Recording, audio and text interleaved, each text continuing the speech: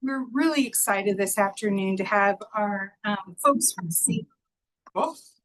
Yes. So we have 4 topics that we're going to cover for you. I will let each of our guests introduce themselves because they're just better at talking about what they do than I am. And thank you guys for coming in and sharing all the fun information on all of our great projects and everything that we have moving forward for. Thank you. Great. Good afternoon, commissioners. Thank you for having us. Is that too loud? No, you're doing great. It's supposed to be. Okay. And it's being recorded as well, so it helps. Great. I'll introduce myself and then I'll have my team introduce themselves and then we'll dive into the 10-year plan presentation. I'm Jessica Mickelbust. I'm with Colorado Department of Transportation and I am the director for Region 1. Hello, I'm Tom McGinnis, CDOT Region 1 North Engineering. I'm a resident engineer for I-25 segments 2 and 3. Hello. Good afternoon. I'm David Morenich. I'm the I-270 Program Director. And I'm Ryan Knowles. I'm the Bus Rapid Transit Program Manager overseeing the Federal Boulevard BRT project. Like right in the middle. It does. Really? Okay. Yeah, I don't have the mic. More on your side. Round introductions. I'm Steve Odorisio, one of the county commissioners. Julie Mollica, Commissioner. Lynn Baca, Commissioner. Kathy Henson, Commissioner. Emma Fincher, Commissioner. Heidi Miller, I'm the County Attorney. Dion Stroder, County Manager. Alicia Reese, Deputy County Manager. Great. Thank you for the introductions. I was telling Janet earlier of the 8 counties we have in Region 1. I know all of the commissioners for Adams County, and we really appreciate the partnership and the relationship we have with you and appreciate you giving us time on your agenda today. I'm going to start out by talking about CDOT's 10-year plan and the process that we're going through currently as we're working to update that 10-year plan. And I guess I haven't clarified how I change slides.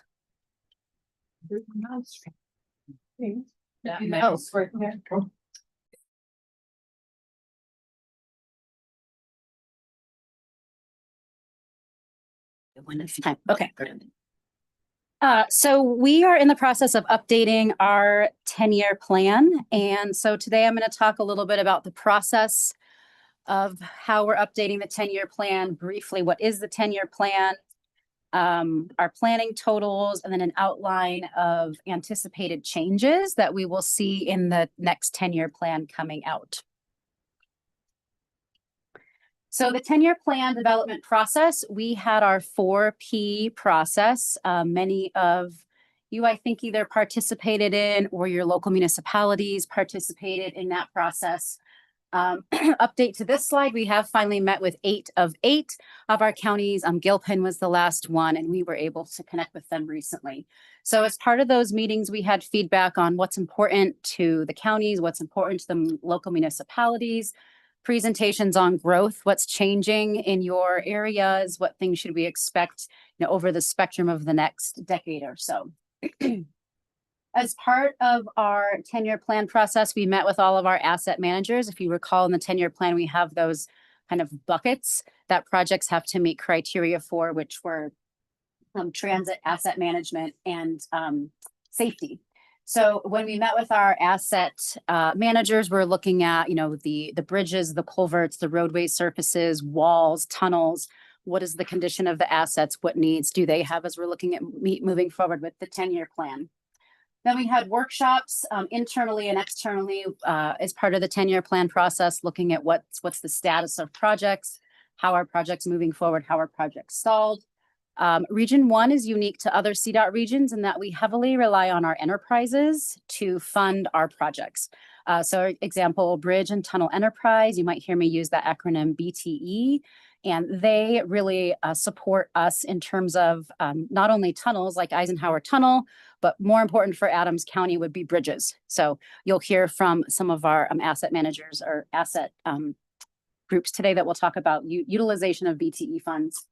And then CTIO is our enterprise for toll and express lanes, and they can also do a few other kind of unique things that CDOT cannot do in terms of different types of loans that they can receive. So we're really reliant on CTIO. Two of the projects we'll be talking about today, the I-25 corridor and the I-270 corridor, would be heavily reliant on CTIO funds. And then what we've done recently, since we've done kind of the above bullets, we gave a draft submission to the CDOT Internal Executive Oversight Committee, which consists of CDOT leadership, including the 5 directors from the CDOT regions, including myself. So we've given that proposal and kind of gotten an initial thumbs up on moving forward, what we'll be taking forward to commission. So what you're hearing from me today has been kind of given the thumbs up from our internal EOC, but has not gotten the final head nod from commission. We do anticipate in November, we will be taking the draft list to commission, letting them ask questions, clarify any project scope of work. And then in December, we'd be hoping that commission would take action. I do want to note, we really appreciate it in Region 1 that you've been making public comment. We've had many of you here making public comment, as well as there were some business owners last commission session, and we really can encourage you to continue doing that because it does make a difference. So thank you for that. All right, so what's happening? Can we move the little black button that's over Adams County? Because now it's like a secret. Awesome, thank you. Surprise, it's like a reveal party. So overview of the 10-year plan. So these are existing fiscal year 27 plus projects. So these are projects moving from the current plan forward to be considered for reconsideration. We have 8 of those. Major changes from fiscal year 19 to 26, 12 of those, but I'll explain in a few minutes why that number feels really big. It's actually not. We are removing, we're proposing to remove 3 projects from the plan. None of those are in Adams County, and I've already talked with those counties. Projects advancing from fiscal years 19 to 26, we have 5 of those, and the new projects we're adding are 5, but those are also kind of how we're categorizing those. They're not really, in my mind, new. Some of them are new, some of them are kind of existing. We've renamed them. So in Adams County, there's 12 projects, but as I talk through that kind of on the next few slides, you'll see why we have 12. We've actually kind of broken an existing project out because it gives better tracking and accountability. Thanks, Ryan. So just a reminder, this slide was in our 4P meeting. So our first 4 strategic funding amounts, 27, 28, 29, 30. We have 75 million per year. To total 300 million. Reminder from the prior 10-year plan, we had about $150 million per year. So we are quite a bit less than we had in our prior years just due to fiscal constraint. Our out years funding amount, we're hoping to stay with that $75 million per year. Those dollars are a little more uncertain. It just kind of depends on how the cards fall, but that's what we're currently using as our planning totals. And then what you'll notice, that little asterisk. So from our out years in our current plan, we have pre-allocated $30 million to Floyd Hill. That was to help make up for some deficit that we had. That project was planned in 2017 prior to COVID, cost escalation, and those types of things that were not foreseeable. So we've made that project whole.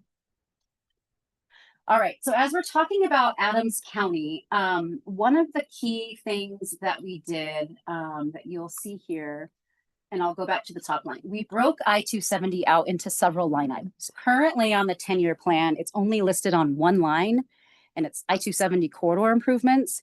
But we have a lot going on I-270, and so breaking those out into smaller buckets gives you as commissioners and your local agency partners just more transparency about what's happening along the corridor. So for example, I-270 corridor maintenance, Dave can talk a little more about that, but that's what he's doing currently. Those are dollars he's spending to kind of hold the corridor together as we're moving forward with that future project. State Highway 224 is a mitigation commitment to the I-270 project. We wanted to get credit for that. We wanted your environmental constituents to see we have committed to mitigation and we're already doing mitigation. So 224 will go to add hopefully February timeframe. So now people can see in the plan, we can start to kind of draw those numbers down and they can see it instead of it being bundled in a large kind of bucket number. So we also broke out the bridges and then kind of the overall corridor improvements. So that's where you're going to see a higher number in Adams County compared to what you have. They're not necessarily new projects. We've just broken them out into better buckets to help the public understand what we're doing in the corridor. So back up to that top line, I-25 North, we call it segment 2A. So you'll see that we have made that project whole. We are planning to move ahead with that project. And we currently are relying, again, as I mentioned, on CTIO funds. We have some safety funds, some freight funds. Still, we may apply for some grants if they come out, if the opportunity exists. If they don't come out, we're not hinged on grants. So we'll always leverage grant money if someone has some available. I don't know if there will be any in the time frame that we're trying to go to construction with I-25. So the goal would be having that corridor constructed, fully funded, kind of in that fiscal year 27 to fiscal year 30 timeframe. Okay, moving down, skipping the rest of 270. What we've also done with BRT that gave Adams County higher numbers, we've broken out BRT into 2 phases. In our current plan, it's just listed as BRT. So we've broken out federal BRT phase 1, federal BRT phase 2, and Colorado Boulevard BRT. Again, that's to give just better transparency to our local agencies and counties on what we're really doing in the 10-year plan and which things are moving ahead and where those locations are. Federal BRT phase 1, we are working on defining what that actually looks like. Ryan will talk a little bit more about that, but that portion is in Adams County. We want to make sure that all of the contributors of that have money in the BRT federal project are getting touched on that first phase. Okay, so I added this I-25 Central non-capacity safety and operational improvements based on conversations with all of you. So currently that number in the plan was a non-allocated, not specifically allocated dollar line. It was for generally I-25 Central. So when we say I-25 Central, we're talking anywhere from 20th to maybe Santa Fe, Alameda. And that was just some money we had set aside to do some safety and enhancement improvements. We never really kind of scoped out what those might look like. We looked at a couple, smaller projects, but never moved forward with them. That is the money. That line item, that's the current plan. The new plan will have that dollar amount labeled as stadium access improvements. So currently was in Denver, renamed, still staying in Denver, does not impact any other line items in the 10-year plan. And I know that there were some questions about that came up at NADA and also the I-25 coalition meeting. So I wanted to make sure to address that right off the bat. Next slide. Thank you. One of the things that we have added to the plan, so this one's officially new. I-25 segment 2B, that's 104th Avenue to 120th. We want to dive deep into design. That project also for construction would be heavily reliant on CTIO funds. Segment 3B, E470 to C07. We also are relying heavily on CTIO funds for that portion of the project. I-270, I-25, US 36 interchange transit connections. So this is a transit, I feel like I call it the octopus. If you think of our express lane system between Boulder, we'll have 270, I-70, I-25, but we're missing that nodal connection at the mousetrap. So this is like the octopus body where we've got to figure out how are we going to interconnect all of the express lane system. So really visioning out into the future, I want to start looking at that. So we have allocated some dollars for that. And I think that these lines are swapped. I think that the description for I-270 should be actually on the I-25 North segment 3B. Yeah. Yes, I was looking Yep, at my, it should why did be. we have zero? yeah, Okay. it shouldn't say NA. Yep. Yep, so the I-270, I-25, US 36, that's kind of visioning forward. How are we gonna connect the whole Denver metro area? What if you could get from Boulder to the airport in an express lane? That would be pretty cool. Or from Fort Collins down and then up to Boulder. So that's what that study would be. CO7 priority intersection improvements. I think those touch Adams County, so we left those here. Those are in our current plan. And Vasquez Boulevard improvements, we just had a groundbreaking, which was really exciting. And then the CO7 interchange mobility hub, we also just had a groundbreaking. So 2 10-year plans in Adams County. We've recently done groundbreakings, which is really exciting. I think that's my last slide. Yep. Questions on that portion?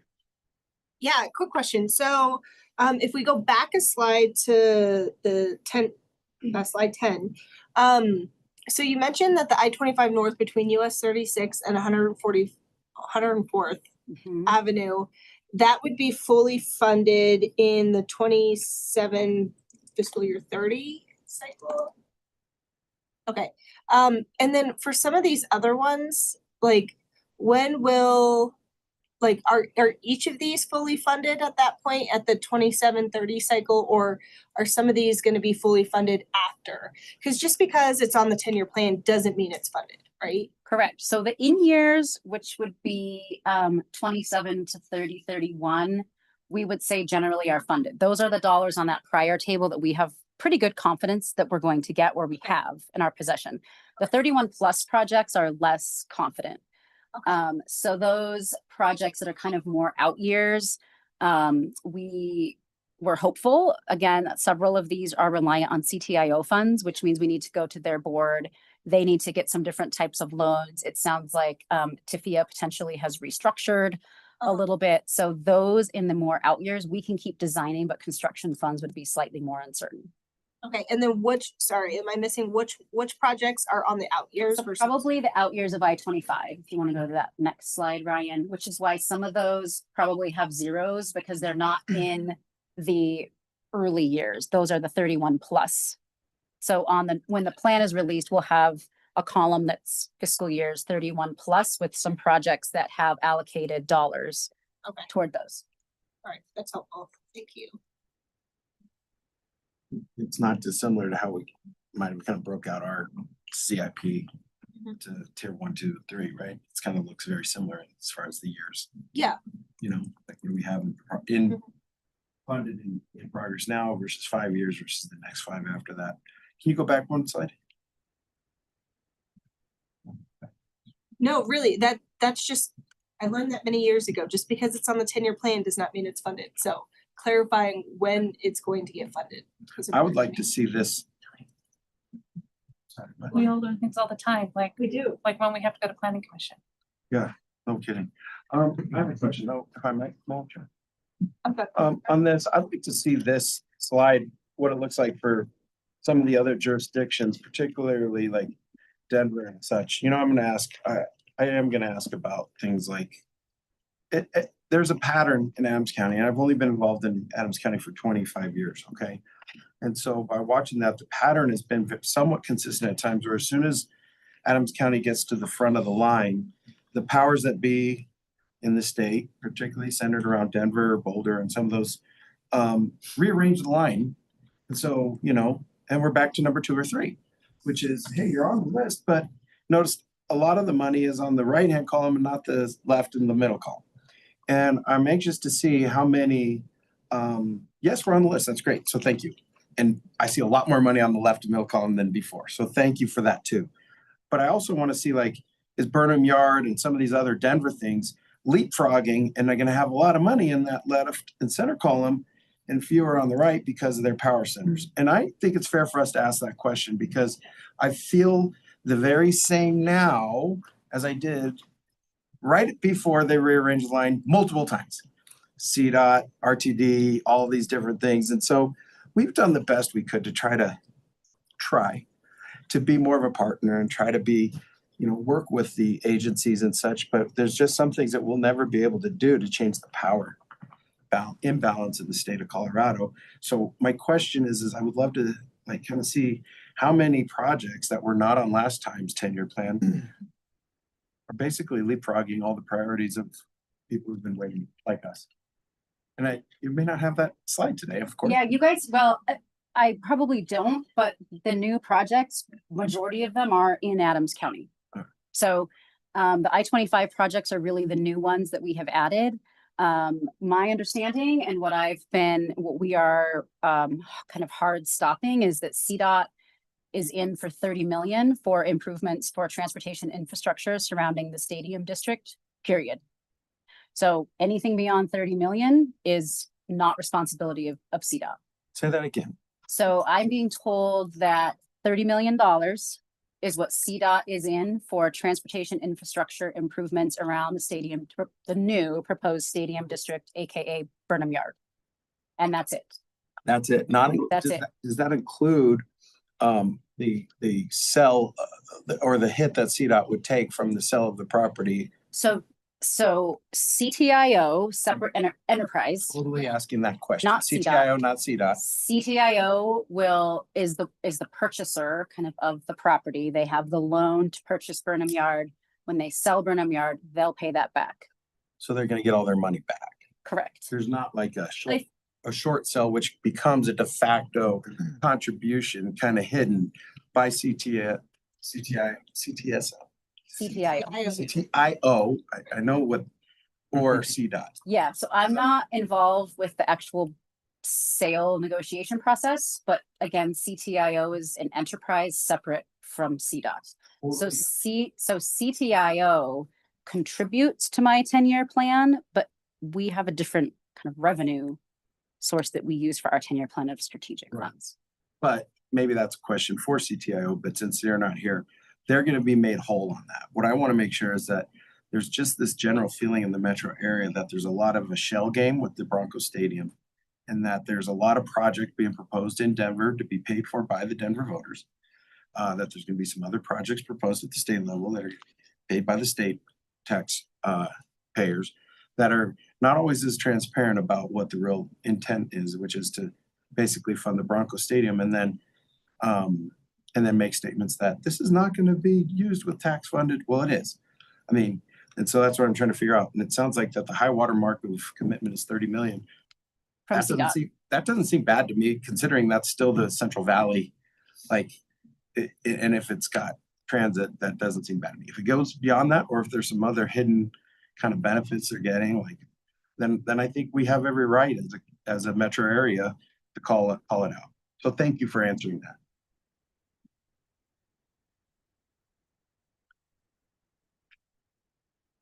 I don't know. If there's more, I would just say keep going.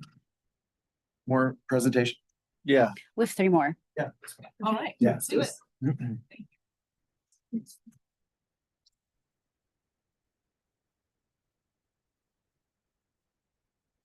What do you, well, before we leave, I just said, is there anything you need from us other than what we're doing?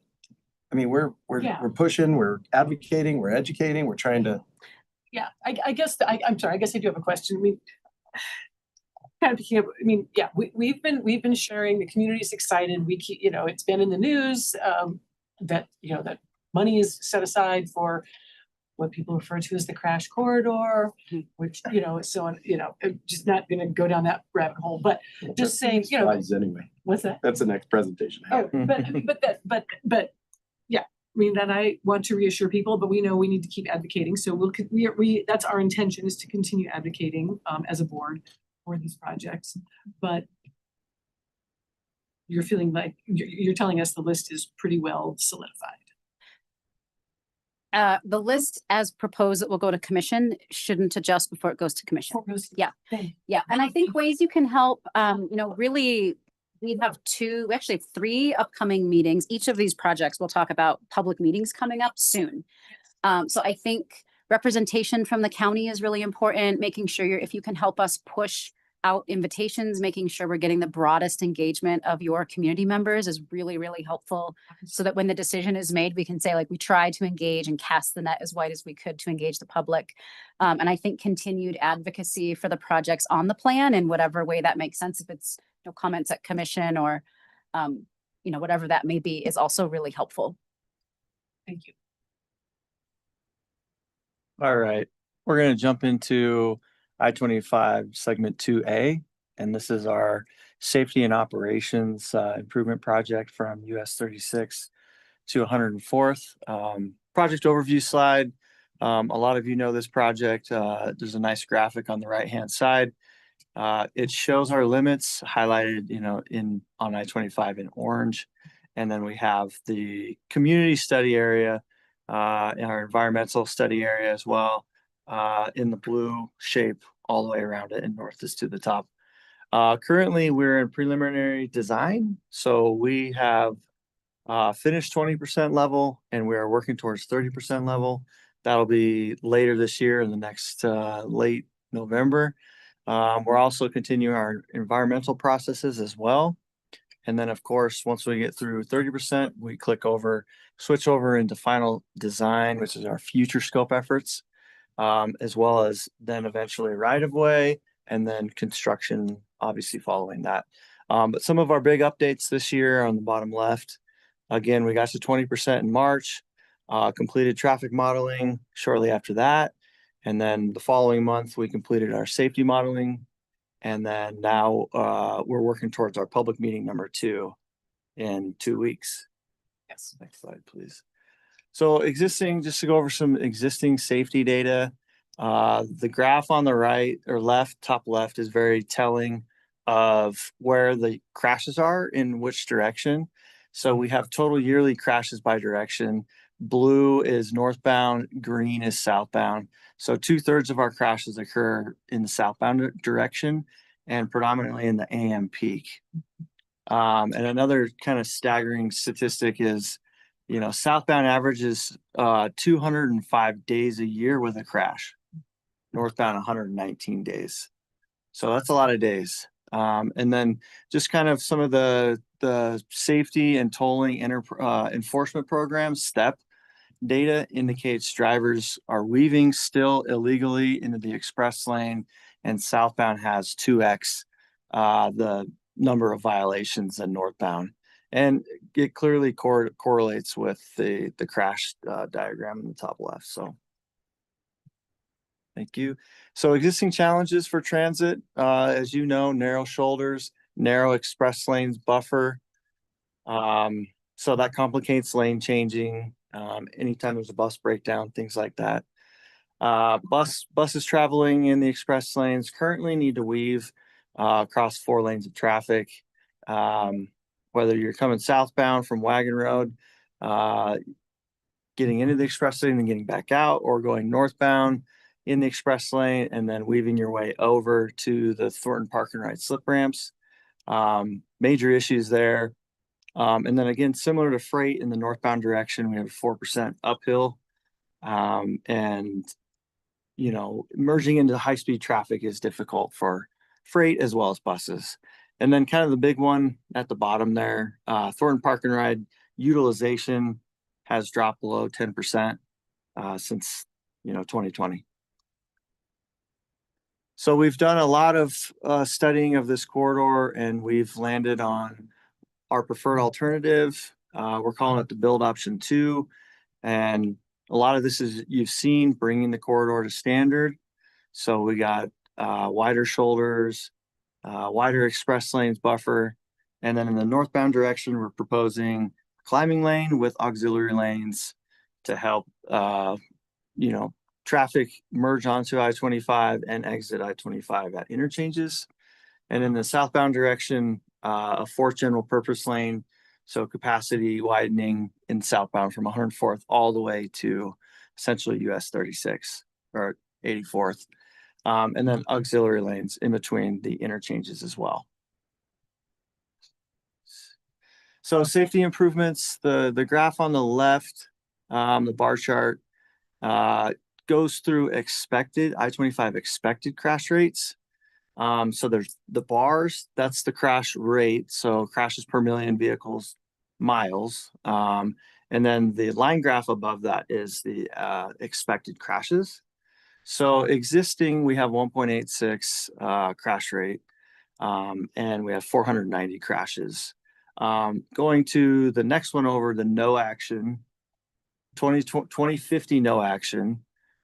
The crashes will increase, but the crash rate is decreasing because the DRCOG model plans for the express lanes direct connects to be built by 2050.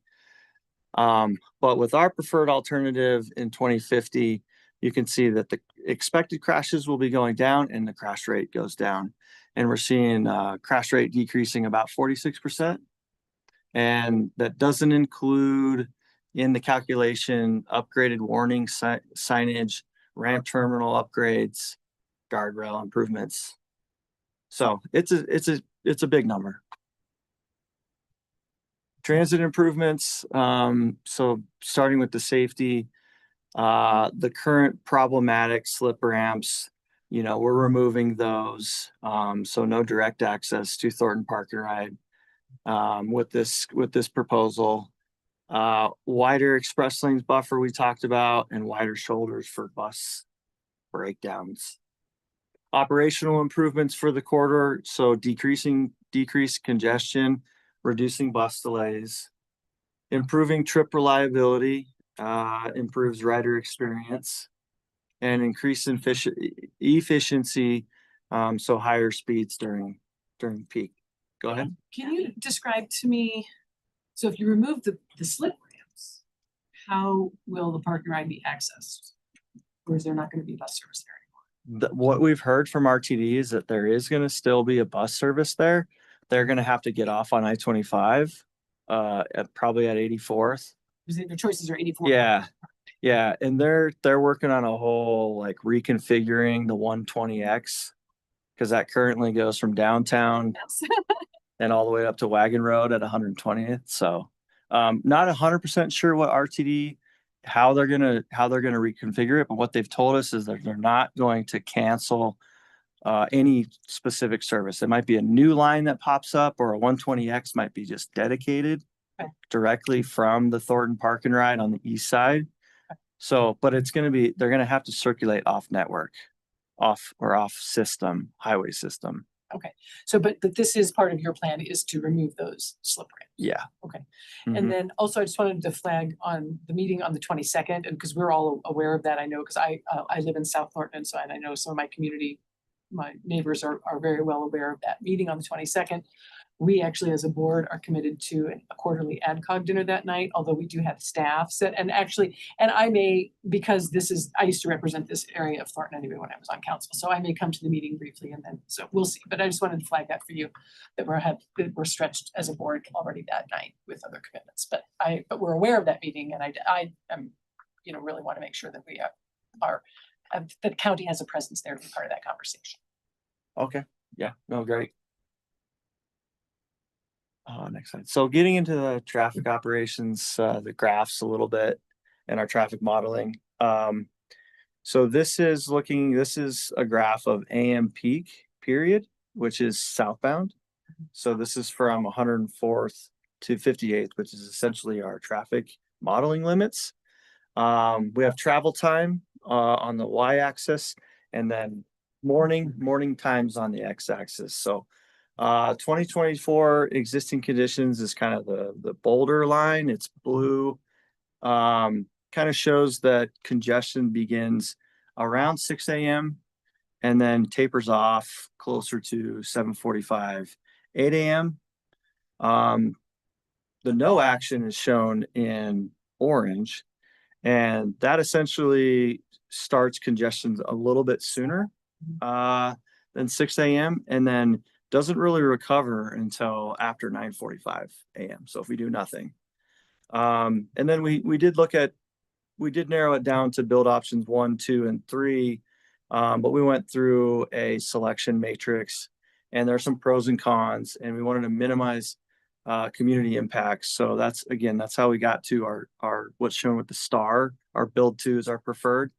So if we look at that in the AM peak period southbound, you can see that we maintain travel times, so no delays with our proposed capacity widening. Yeah. Next slide. Okay, so this is the tougher one, the harder more traffic, closer proximities to interchanges and stuff. So this is the PM peak, which is northbound. So we're looking at just south of 58th Avenue and we're going up to 104th. So currently our existing conditions are shown here on the bottom. It's the blue line. We're kind of picking up our congested hours, and our travel times are starting to increase around 2:30 in the afternoon. And it currently recovers, around 6:30, maybe 6:45, something like that. But looking into 2050, we're going to have higher volumes with the same amount of, so you can see that we're approaching 30-minute delays with the orange. It's travel times are increasing more rapidly, and then they kind of plateau out. But then it doesn't recover until, well after, 7:45. Our model doesn't show when it actually recovers. So it's not going to be good in 2050 with existing. So with our preferred option, build 2, you can see that again, same time, travel times start to increase around 2:30, and then we get our peak at probably like the 5:30 p.m.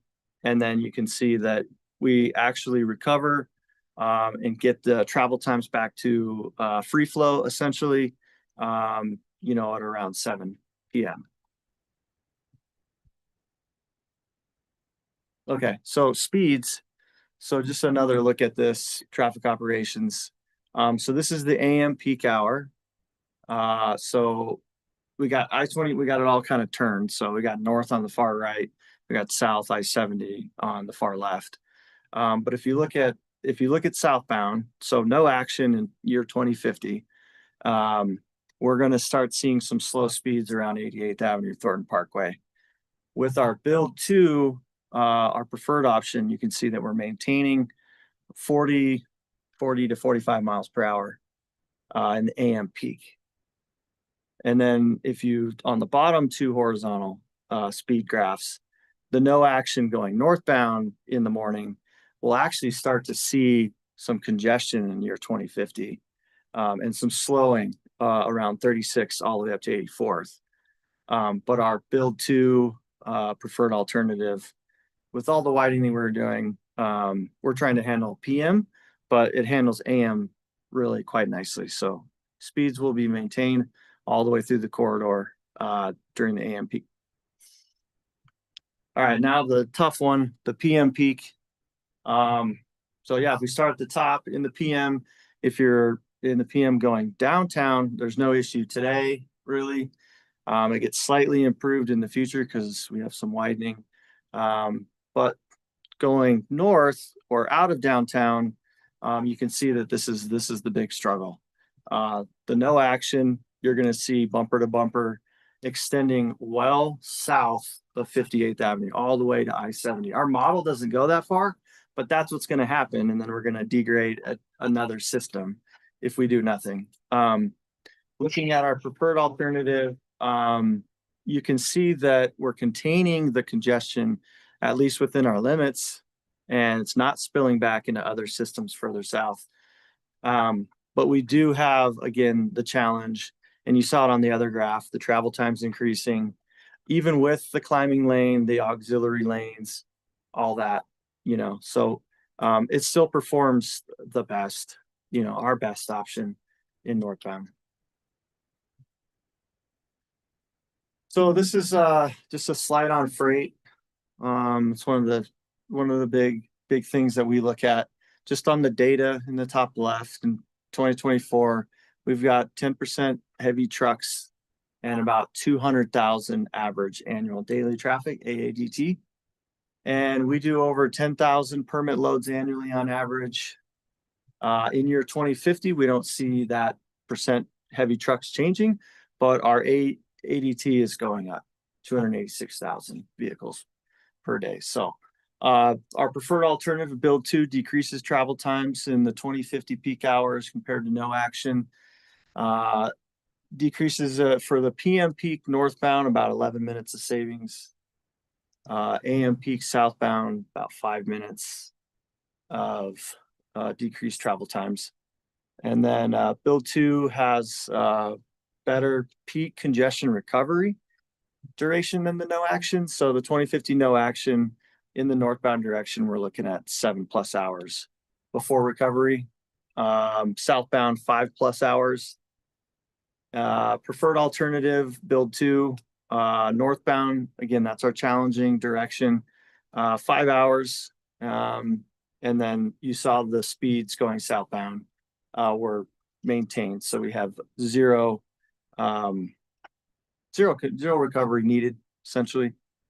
And then of course the freight will love the wider shoulders to accommodate any truck breakdowns. Next slide, please. So yeah, conclusion, build 2, again, just to reiterate, we selected build 2 over build 1 and 3, just based off benefits and minimizing community impacts. It comes with a climbing lane for northbound because of those grades. Safety improvements, of course, and then southbound, the 4th general purpose lane reduces crashes and improves operations. Next slide. All right, and then our project schedule. We've completed the first 2, public meeting number 1, robust alternatives development and evaluation, completed that in June, and now we're working towards public meeting number 2 that we talked about, October 22nd. So in 2 weeks, I think, from tomorrow. On track for that. On track for NEPA document being complete in May. And then we will work towards a public meeting number 3 on the NEPA document in June of next year. And then working towards December of 2026 for a finding of no significant impact or decision documents, or FONSI. And then once we get that, we can get into some of our right-of-way acquisitions. So those are going to take some time. We have a few of those with all of our widening that we're doing. So we're looking at completing that and finalizing design in kind of August of 27, and then begin construction shortly after that. So kind of a conservative schedule, but on track for like quarter 4 construction of 2027. I think that's it on that project. Do you guys have any questions? Yeah, I have a quick question. This project still includes the rebuild of the 88th bridge, is that correct? Correct. I didn't see that in the presentation, but I remember that you guys telling me that before, just because it's an older bridge and we need to widen underneath there. So it's also a huge benefit to Thornton. Yeah. Yeah, and we're coordinating a lot with Thornton. They did like a complete street study on there. So they have a typical section they've identified, and we're going to accommodate that. And if I remember correctly, are the sidewalks funny on that bridge currently? Like, I feel like it's weird. Yeah. Pedestrian safety issues. Big It's time. just a really old bridge, right? Yeah, the really old bridge. Yeah, oh yeah. Yeah, as you cross Oh yeah, over. yeah, it's So- Thornton's kind of looking at It's that. functionally obsolete. Okay. Yeah. So we're going to improve all that, better fencing. Good word. Yeah. Okay, yeah, well, it'd be great to see improvements on there anyway for pet safety, Absolutely. people flying over. Yes. Yes. Yep. Okay, I don't have any other questions, team. No, I don't either. Questions on Thank this you. project? It's great. Very exciting. All Very right. exciting. Yes, thank you. Next one.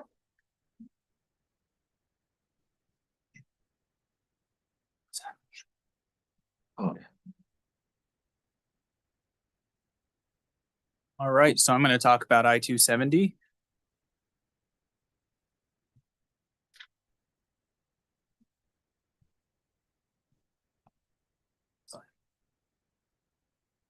All right, so today I wanted to give the commissioners a brief refresher on the purpose and need, because that's kind of what drives how we've framed our project and how we're going to deliver this project.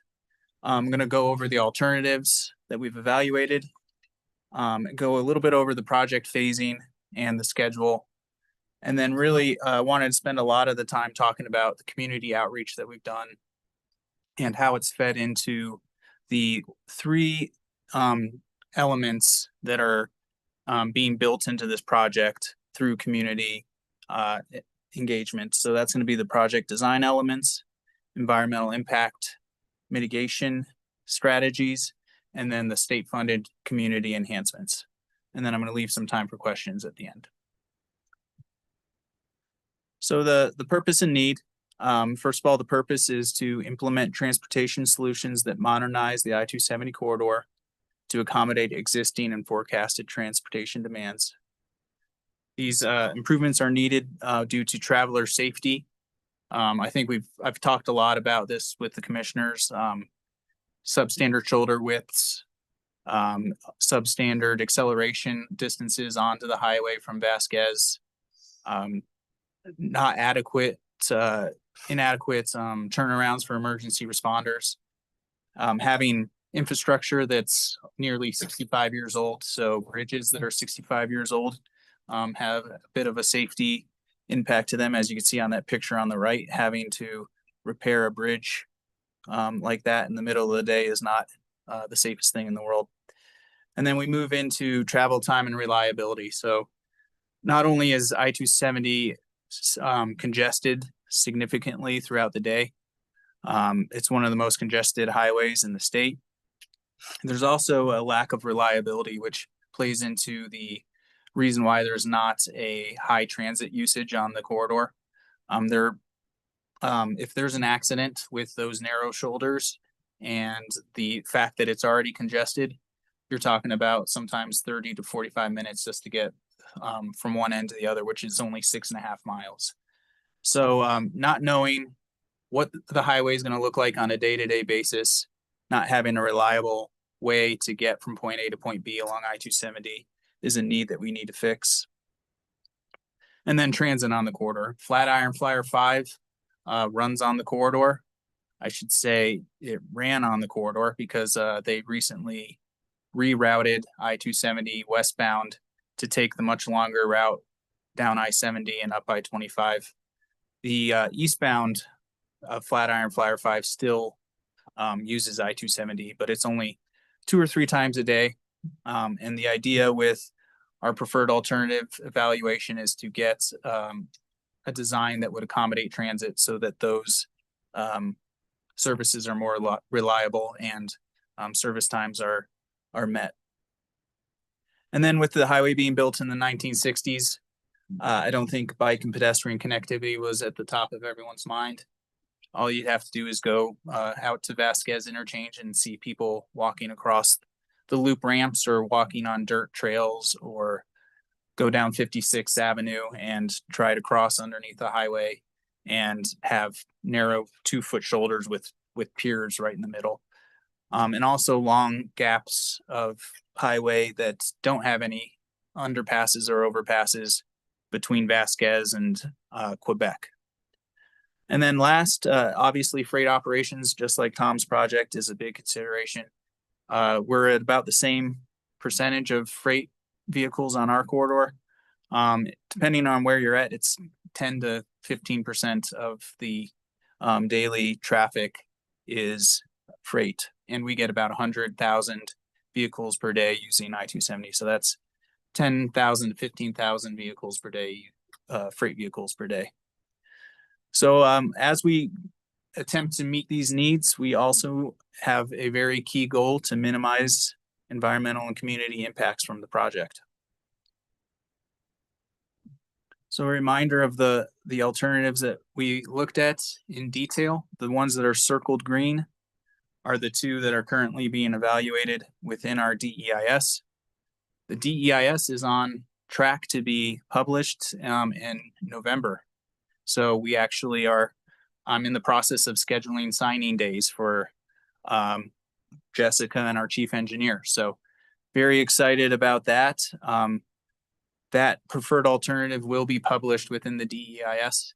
And I will say at this time, the preferred alternative that we've identified is the 2 general purpose lanes and 1 express lane that accommodates transit alternative. The reason that is because it accommodates transit better. It also allows for freight to move efficiently, especially with the auxiliary lanes that we're putting in. Also, one of although not something that's, it was within our purpose and need statement, one of the benefits of this alternative is CTIO would potentially be able to help us fund the project. So that is our preferred alternative at this time. I'm going to publish that at the end of November, middle of November. So this is how we've been phasing the project. Jessica talked a little bit about some of the money that's already gone into maintenance along the corridor. That's all the phase 0 work that we've done. So from 2020 to about now, we've been doing the NEPA process. We've also been advancing the design of the critical bridges, which are the bridges that you see there in blue, BR2 through BR9. Those are the South Platte Bridge, the Burlington Ditch Bridge, Brighton, and UPRR and BNSF, and then 60th and BNSF Bridge. We are also going to do the roadway segments, RD2 and RD4, as part of the first phase. And we are currently designing those out in conjunction with the NEPA. To keep the bridge safe, not only during the NEPA process, but as we construct the highway, we've done the bridge overlays projects. That's the BPM, which stands for Bridge Preventative Maintenance Bridge Overlays 25478. We have shored the underdecking at York to prevent concrete from falling onto the highway. We are going to go out, we're at the very end on the upper left, there's a black dot that says the I-270, I-25 dip. We are going to be going out this year, well, 2026, to fix that dip while we continue to finish up design and the NEPA process. And then we're going to be protecting some of the bridge rails along the corridor with some temporary barrier. And as Jessica talked about, this State Highway 224 construction should be getting underway soon. As soon as we get the NEPA process complete, which we hope to have a final EIS done in August of 2026, the first thing we're going to do is build those critical bridges. And while we're building those critical bridges, we're going to design out the rest of the corridor. And then we will have the entire corridor, all of the yellow and green, designed, and hoping to start construction sometime in the near future, between the years probably around 2029 or 2030, when we would start building out the rest of the corridor. I would like to say phase 0 and phase 1 are currently fully funded. We have state legislative dollars and bridge and tunnel enterprise funds to complete that. So here's a quick review of our EIS documents and where we're at. The Federal Highway Administration has gone through 3 reviews. They're very pleased with the document. That's why we're getting to a point where we're going to be able to sign this. So that is great news. Just working through some final things and hopefully having a signing day on Halloween. So I don't know if Jessica and Keith are going to dress up that day, but I'm going to try. We'll see. That would make for a great photo. Yeah, exactly. So kind of a parallel path that we're taking is the state reports. There's some federal requirements that, well, some state requirements that are no longer federal requirements. So we need to meet our state requirements. And to do that, we are doing separate reports that are not published within the DEIS, called the state reports. Those are the state air quality analysis. The federal document does have an air quality analysis, but our state document goes a little bit above and beyond that. And then community involvement, disproportionately impacted communities analysis is another state report that we're doing. Those reports are also on track to be finished and published during the November-December DEIS timeframe. The public will be able to review and comment on those as well. And then hoping to get the FEIS record of decision in August of 2026 and starting construction in March of 2027. So we've been doing outreach for the last two or so years, 2.5 years really. And heard a lot of feedback from people, a lot of great ideas about what we need to do on this corridor. We've been to dozens of listening sessions. We've been to community office hours, attended in a lot of participation in fairs and festivals. We've had 3 sets of public meetings, stakeholder workshops, presented at community events, and done a lot of local business interviews. Some of the key things that we've heard is safety is a problem. Walking and biking is not safe. And then this one's becoming more and more common. The sooner the better, please hurry up. Transit is unreliable. Traffic is terrible. And we just avoid I-270 altogether, which we've heard a lot from people saying that they go through neighborhoods or they go through longer distance routes like I-70 to I-25 to get around I-270 traffic, which does not meet our regional goals of reducing VMT. The whole point of having I-270 is to cut the corner. Yep. So through that process, we've heard a lot of great things and have incorporated comments through 3 avenues. The project design, or we've looked at it as a potential EIS mitigation. And then the third is the state enhancements. So the first 2 are kind of that is what the federal highway administration has been reviewing. When I say the DEIS is coming out, those 2 elements will be fully described within the DEIS. This third one is the state enhancements, which are the state reports. That is not a document that was reviewed by the Federal Highway Administration, but we're making above and beyond commitments beyond those federal requirements within our state reports. So I'll go over each of the 3 and where we're at with all of those.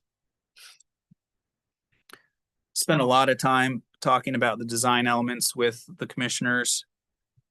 We are widening shoulders, adding an additional lane in each direction, fixing the 12 bridges. We're modernizing the whole highway with up-to-date pavement, walls, signage, striping, lighting, guardrail, and barrier. We're doing a full reconstruct of the Vasquez interchange, which will be a huge improvement because that's where often you see the bottlenecks. Yes. Adding continuous auxiliary lanes for trucks and other vehicles that are getting on at Vasquez to be able to cruise within that auxiliary lane all the way to the exit points that they'd like to go to. And that's between Vasquez and I-76. We're lengthening the on and off ramps at Quebec, doing some ramp consolidations for the I-76 on ramps, and then separating the off ramps to reduce some crashes. We've seen a lot of crashes at that location and the separation seems to be the right choice there. In the bottom right there, you'll see the pedestrian overpass that we are proposing. We've done a lot of outreach on this because we've heard from some stakeholders that they were a little concerned. And I thank a couple of you for coming to the first attempt at that when we had that community meeting at the coffee house. We didn't quite get as many people as we wanted. Yeah, but we've since been out and contacted with hundreds of people, probably got about 80 comment forms, and finding that about 80% of the people want this pedestrian overpass. And we circle where they live, and a lot of them live next to Monaco Park in that area over by Paradise Island and Pioneer Park. A lot of the people want that overpass to be able to access the Sand Creek Greenway Trail. And then better wayfinding signage, additional transit stops, just overall better sidewalks and connections at 56th Avenue, and then reconstructing Sand Creek Drive with new guardrail and pavement. Moving on to the EIS mitigations. Can you go back real quick? Yeah. That overpass, once people, are there sidewalks on both sides for them to get to and from? Yep. On the over by the creek, there's the Sand Creek Greenway Trail Perfect. that it would connect to directly. And then on the neighborhood side, we would construct sidewalks that connect to Monaco Street. That would get people onto an existing on-street bikeway and pedestrian facility on Monaco. That's great. How do people get across now?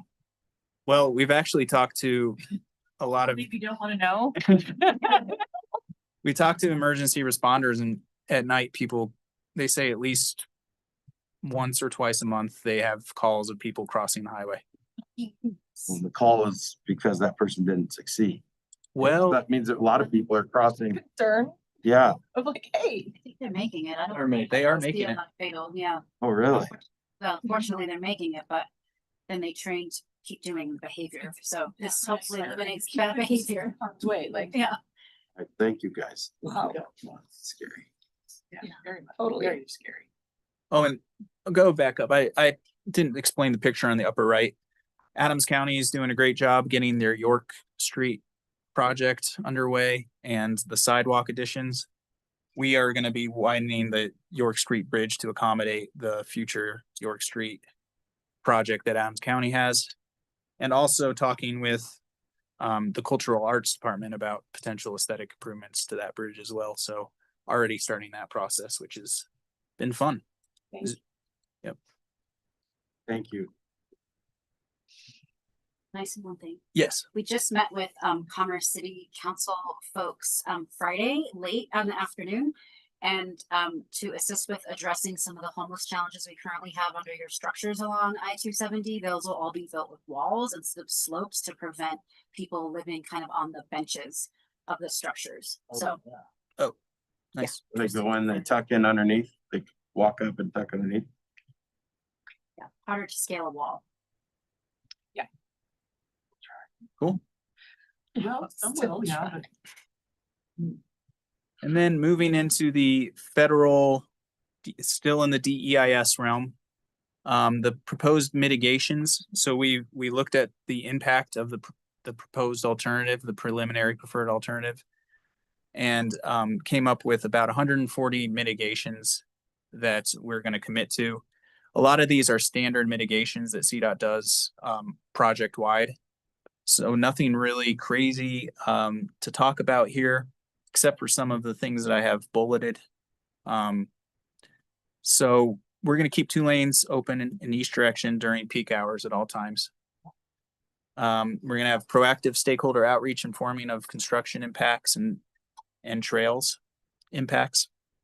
We're going to have a dust and exhaust mitigation plan, air quality monitoring during construction.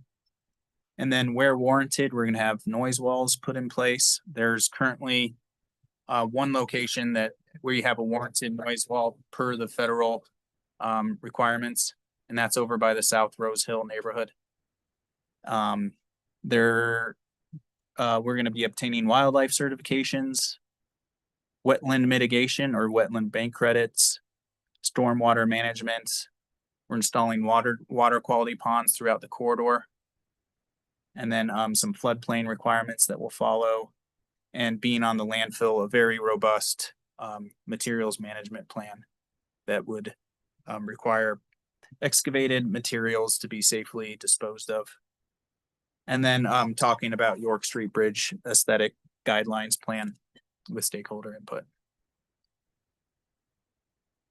And then the next part is the state enhancements, which go above and beyond. And we're currently working through a process to engage the community about what is most important to them. These are things that go above and beyond, like I said.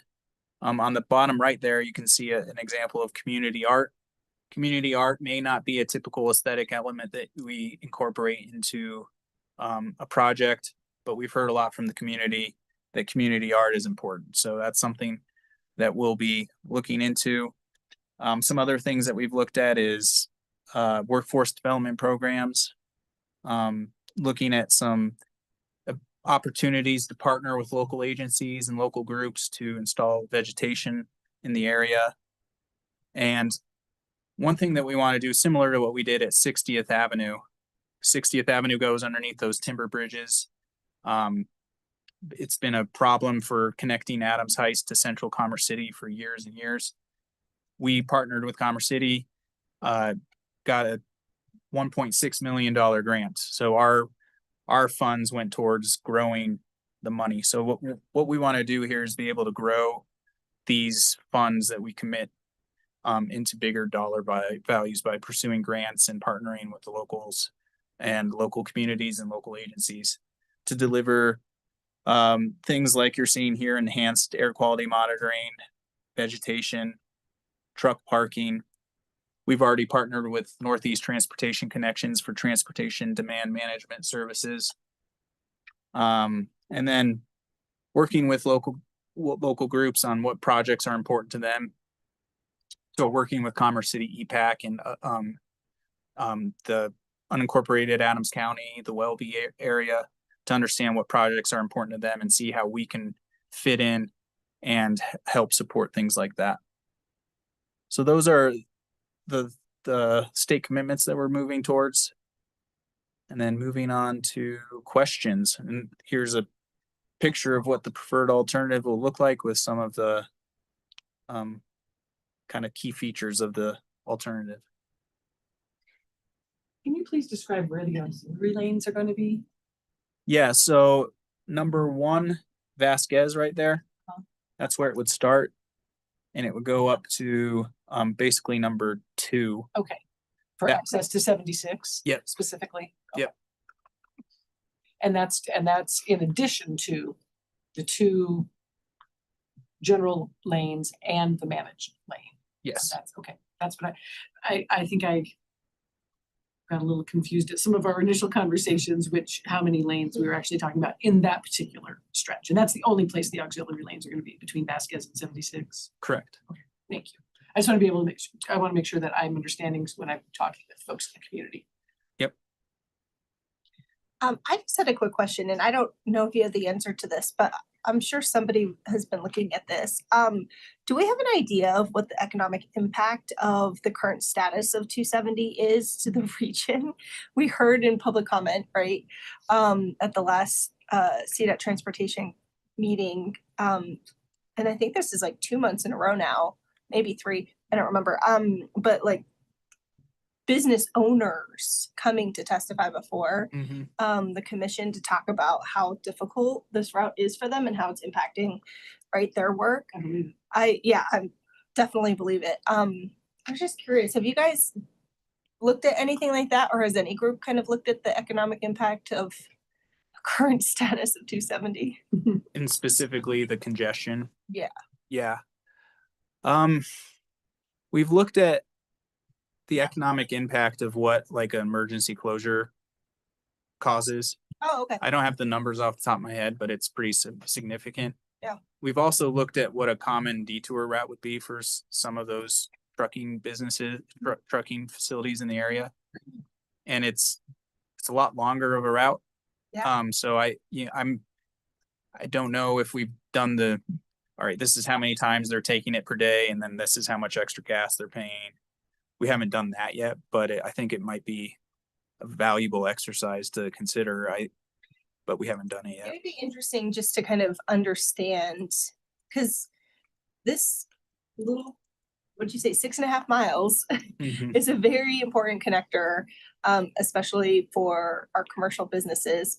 And tell me if I'm correct or not, some of these trucks can't take I-70, especially if they're transporting hazardous material. Is that correct? They have to take the 270 route because they can't go underneath the little bridge down there. Well, whatever the reason is. Yes, yeah, Colorado State Patrol has the authority of that, but I-70 is not an oversized, overweight, or hazmat route, so people have to Okay. use I-270. Okay. All right. So yeah, it's both of those. Both of those things. That's helpful. Thank you. So it is or is not? So they can't go across I-70. Oh, So they have to so they take have to take 270. 270. Thank you. Yes. So somebody going eastbound from the west part of the metro area has to go into the mousetrap, go north on I-25, go all the way up to 270, then turn almost like 270 degrees and go then down southeast on I-270 in order to get there but I thought they made the bridge, the cap and cover, in a way that allows that. It's just a policy change, right? Yeah, that's a little beyond my wheelhouse, but they built that cover section under the 1,000-foot designation for a reason. And Colorado State Patrol ultimately has the authority on whether they can utilize that route or not. And so we can ask our staff to figure out how to make that change. I think there's been long conversations on that. I Yeah. can get you some more information Yeah. about that. I remember us having conversations a few years ago, but I don't know where that went. I'll follow up. Yeah, there was a lot. I know that there was discussions with Denver at one point, and I just don't know where it all ended. Thank you. Thank you. Thank you, guys. I've been to a handful of meetings. I know you've been out in the community so much with this project, so, and had a lot of robust conversations. There have been, as you've mentioned, a myriad of concerns and ideas brought to you from the community, which is great. I mean, that's what we had. That's the gig. That's what we need to do. But at the same time, it's a lot of work to respond to those and find out what works. And I'm appreciative of on both of these segments, really, the work that's gone into them. Thank you. I agree. Okay, well, I think I have the last presentation, so I will try not to belabor the points. So just wanted to give an update on our Federal Boulevard Bus Rapid Transit project. So we hit a very important milestone earlier this summer in that we completed our 30% preliminary engineering design, our FIR level design. So I'll talk a little bit about that today, but we're moving on with the project at a good clip. We anticipate having our NEPA review and document completed by the end of March of next year, so in the next few months. And then, as Jessica mentioned, we have developed a phased approach for the project. We anticipate starting phase 1 construction in calendar year 2027, likely end of the summer, beginning of the fall, if everything stays on track. So we are making very good progress considering we started the project in late 2023.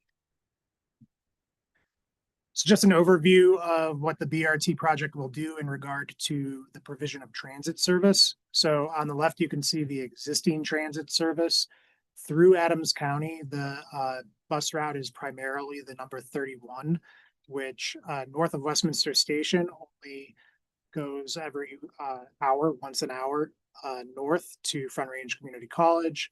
There's a gap in service between 112th and 120th. South of Westminster Station, service is a little more frequent, but tends to get split up over a few different routes. And so the proposal really is to consolidate all those service hours, which are roughly about 65,000 service hours a year, into 2 BRT routes that overlap. So the North BRT route would extend from Wagon Road Park and Ride on 120th, travel south on Federal Boulevard, and terminate at the Evans Avenue Transfer Center in South Denver. And then the BRT South route would travel between the Westminster Station and the Englewood Station or Englewood Civic Center, just east of Federal Boulevard off of Dartmouth. And so those 2 routes will travel in 15-minute frequencies. And in the overlap between Westminster Station and Evans Avenue, the bus will arrive every 7.5 minutes. And so that'll be a really frequent service that people can rely on. And we have infrastructure planned to support the reliability of that service, which you'll see going forward. So for the 30% design, we worked very closely with our local partners, and especially our partners in Adams County with Janet and Michelle. Through our technical working groups, through our project management and leadership teams, we looked at a variety of different disciplines, drainage, environmental, maintenance and operations, which are still ongoing discussions. We did a lot of public engagement. We developed a station design, which you'll see here in a moment. We did a lot of work around traffic and safety. So really taking all of those disciplines to bear key decisions in the design. And really what ultimately we arrived at was a good plan for where the stations will be, what they look like, how the corridor will operate for not only transit, but also everyone else traveling the corridor. And then in particular, how we address right of way. And so going forward, I wanted to show you just briefly what the 30% design looks like on the plan sheet. And so this is the section of Adams County between 64th and 67th on Federal Boulevard. So you can see in the black line work, so where there is purple and red, these are the station infrastructure that we will build with the project. So the gray here is sidewalk attached to the station platform, which is in red. That'll be 60 feet long. The station shelter or canopy is in this color here, this pinkish color. So that's roughly about 30 feet long. And then this purple box is the bus pad where the bus will stop. And so you can see a station at 64th as well as 67th. In between there, we're going to be building a good amount of sidewalk and new driveways with the project. The orange and blue line work demonstrates where there are ongoing projects and where we are coordinating with Adams County staff to fill in sidewalk gaps. So the orange line work is curb ramps as well as some small sections of sidewalk that were recently completed with the resurfacing project that CDOT North Program did. And then south of 64th, we have worked with developers to also add in additional sidewalk area where it doesn't exist, because there is a good amount of development occurring south of 64th between there and the Clear Creek and Federal Station. The blue line work is areas where we coordinated with Adams County staff to work through our non-attainment area pollution mitigation enterprise, NAPME, which awarded Adams County funding for the final design and right-of-way for those sidewalk sections, as well as potentially some additional pedestrian facilities around the Clear Creek and Federal Station. And then we're working to fund those construction projects to be coordinated as the BRT project goes forward. And so we're really trying to leverage all of the available resources we have to complete the sidewalk network in this part of Adams County. So you can see the proposed station locations here, and in the box is where we have the stations in unincorporated Adams County. North of here, we have stations in the cities of Westminster and Federal Heights. But primarily at 67th, 64th, and then at 54th as well, before getting into the city and county of Denver at 50th. So 4 full stations, and then a station at Clear Creek and Federal as well. This is what the proposed station design looks like. So we worked closely with our stakeholders, with State Historic Preservation Office and other historic consulting parties. We did 2 design charrettes and worked through our project leadership teams and project management teams, as well as our technical working groups. We had developed a variety of different themes. We actually had 4 different themes that we built station concepts on, and whittled those themes down to 2 initial concepts, and then really took a technical look at the how those 2 concepts performed. So this one in particular provided the best in terms of the best rider experience and best protection for riders in terms of weather. So the windshields you see at the stations provide for shelter from west prevailing and east prevailing winds. Most of the winds on Federal Boulevard are west prevailing, so there's a cutout in the middle, so you could potentially hide behind that windscreen if you're on a northbound station. The slope of the canopy, the roof, is such that it will provide the most amount of cover from rain. So we took a look at how rain typically falls on Federal Boulevard. We also took a pretty good look at sight distances at intersections and sight triangles. The other station concept we had considered had a fatal flaw in that it didn't provide a lot of visibility at intersections for turning vehicles, which ultimately, if you're increasing the number of pedestrians going to a station, would have been a big issue. So this station really fixes that issue. And then moving forward, you can see just in general, the improvement, given the regular type of bus stop that exists on Federal Boulevard today. So this is the bus stop at 67th. This is the case for most of the bus stops on Federal Boulevard. It's a sign and a post. There are sidewalks, and some, it's. No. Yes, okay. So it is a big improvement over what exists out there today. There's a lot of different components at the stations, so it's kind of really aligned with that rail-like approach that we often describe for BRT. So you see the station platform. It's 13 inches high, which is near level boarding with the floor of the bus. So that provides for accessibility for people in wheelchairs, rolling a stroller on the bus, taking a bike on the bus. Are they lighted? They are lighted. So Q shows lighting outside of the shelter, but there's also lighting in the shelter. G shows the overhead passenger information display. You see those at some of the RTD rail stations. It tells you when the next bus will be arriving. At some of the locations, we'll also have video information displays. We're working through that with RTD, but that would be similar to what you might see at like the Decatur and Federal station. There will be ticket vending machines, that's H, and then fare validators for the app, that's O, and then seating, trash, signage, which is F and E. So overall, a really big passenger-oriented experience at 74 individual stations in the total project area, 38 station pairs northbound and southbound. We've also been doing a lot of outreach. So I actually have an updated number with the different pop-ups and existing community events. We're well over 130 actions in that regard. So we've gone to neighborhood festivals, community festivals. I think we're going to the Westy Fest later this month.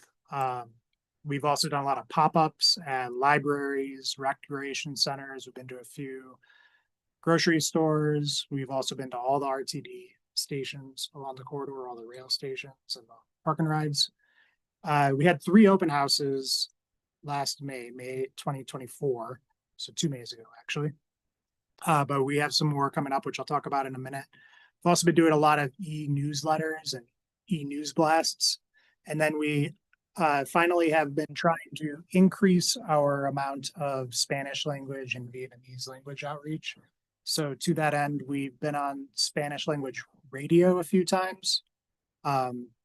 Overall, we've done about 60% of our outreach events with either translation or interpretation or both. But we are always looking for more opportunities to engage the Spanish language community as well as the Vietnamese speaking community. So always open to new events and additional suggestions on that front. Yeah, I have a question, and I think this relates back to my not familiarity with some of the details that go into some of the larger surveys that you all are doing for compliance, both with the state and the feds. And so I presume you have an answer to this question. I think sometimes when you do these types of community events, there is the people who show up, and then there's the broader public. What are you doing to get an understanding of the broader public who may never be at any of these events, who never may feel compelled to walk up to a CDOT booth, who may never talk to you? Because we have hundreds of thousands of residents.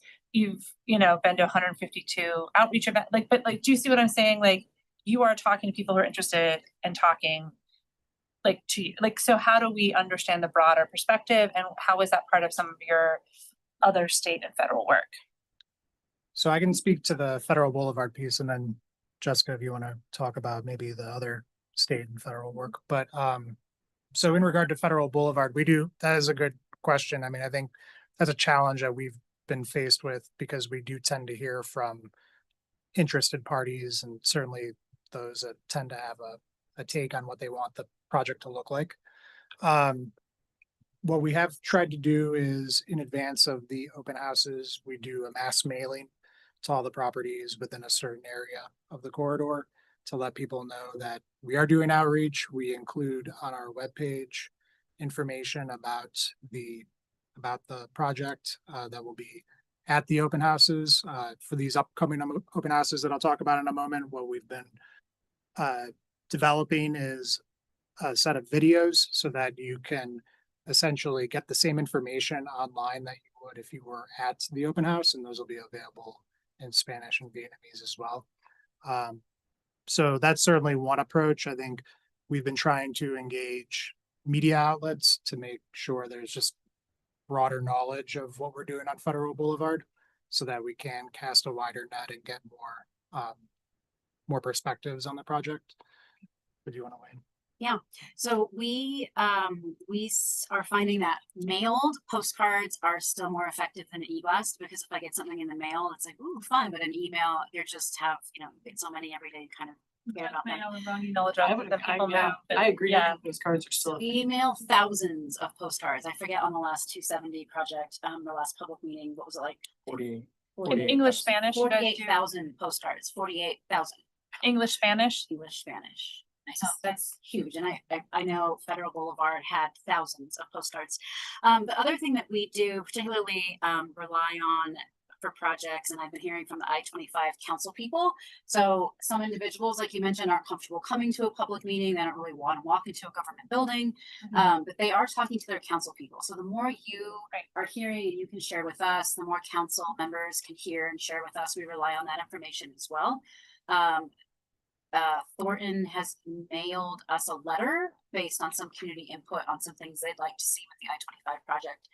And then our Spanish speaker, Yvonne, she's no longer with CW. She walked the entire Federal Boulevard corridor individually, and she speaks Spanish. So she handed out mailers and had a conversation with every business along the corridor.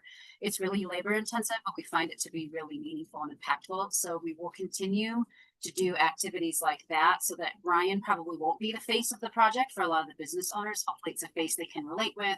It's a church, it's an institution. They're putting flyers in kids' folders as they're going home from school, working with churches and religious communities to really begin to kind of infuse into the community. So I think all three of these projects have really used different methods. If you have methods that you know work for your community, please let us know if we're missing something, because we definitely want to capture as many voices as we can. We won't ever get everybody, but if we can get the most voices, that makes a really meaningful project. So on that note, we are planning 2 open houses at the end of the month, really to share information about the design that I talked about a moment ago, the station, the locations, also talk about potential environmental issues and our review and analysis. So that's consistent with our work around NEPA. Those will be held for Adams County. I should back up and say that at both open houses, we'll share information on the whole corridor. So you could choose to come to either one, but the open house that will be held in Adams County will be at the MAC on 72nd and Federal. And that'll be on October 29th, starting at 5 o'clock. And then we're also holding a second open house on October 30th at the Westwood Community Center in Denver, just off of Lowell. And that will also start at 5 o'clock. We were also planning on a property owners meeting on October 15th. And so that is really a virtual meeting to give property owners an overview of the project and also to discuss some of the survey work that we're doing in the corridor. So we're starting to really get into looking at legal survey and figuring out specifically where right of way begins and ends, so that as we get into the next design phase, we have solid information to work with. And so many property owners received information about that via mail, and we want to make sure that we're able to answer any questions that they may have. I have a question. Yes.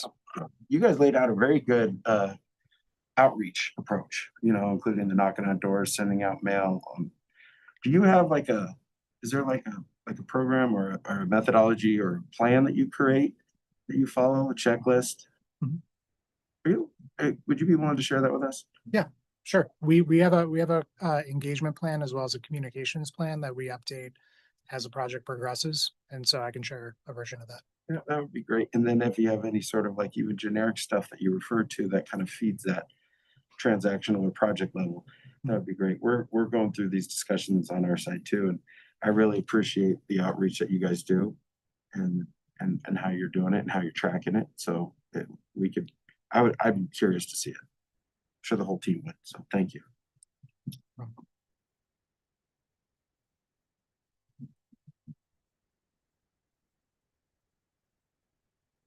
Any follow-up questions for myself, for any of the team, I-25, I-270, bus and rapid transit? I just appreciate the work on the BRT on Federal Boulevard, especially those southernmost communities, the ones that you put in your presentation. I think that that was at a time before we really had regulations on setbacks and expectations of grading and sidewalks and driveways. We are undertaking, at least it's in the budget, was in our budget presentation, to upgrade all of our bus stops. And so this would be really helpful. We still have deliberations on that, but I think our program was a 3-year rollout. Was it 5 years? A 5-year rollout to really make those improvements. And yeah, I love the communication. Thank you for taking the time to meet with us. Really appreciate it. Julie. I have a quick question on the BRT project. So for any of those bus stops, are you asking the county to take on any of the maintenance or anything related to those stops? So we have begun considering what the implications are around maintenance. So we've identified there's really like your daily or monthly maintenance and then your capital maintenance. So things that you may not need to fix every day, but still need some type of attention. So we're working with staff to figure out the best way to handle those two items. Generally speaking, what I would say is, there will be an ongoing need for funding, and we're trying to identify how best to approach that. And then also how best to collaborate between the different jurisdictions so that there isn't 5 or 6 different agencies trying to do maintenance on Federal Boulevard. Okay, because I mean, they're gonna look very beautiful. They're not gonna stay that way very long. So who's Right. emptying out trash, who's taking out graffiti, who's reporting broken items, things like that.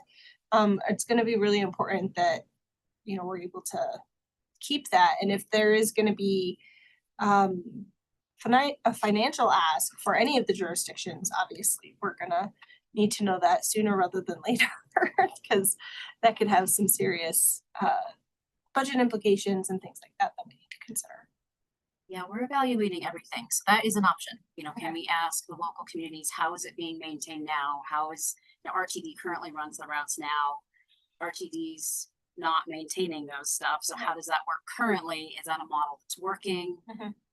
What does that look like? So we're not quite at that point. We're still working through some of the details on that, but would appreciate if you are working on a master contract for all of your stations. Maybe there's somehow we could join into that for your other stations and things like that. So definitely a conversation that could occur. Great.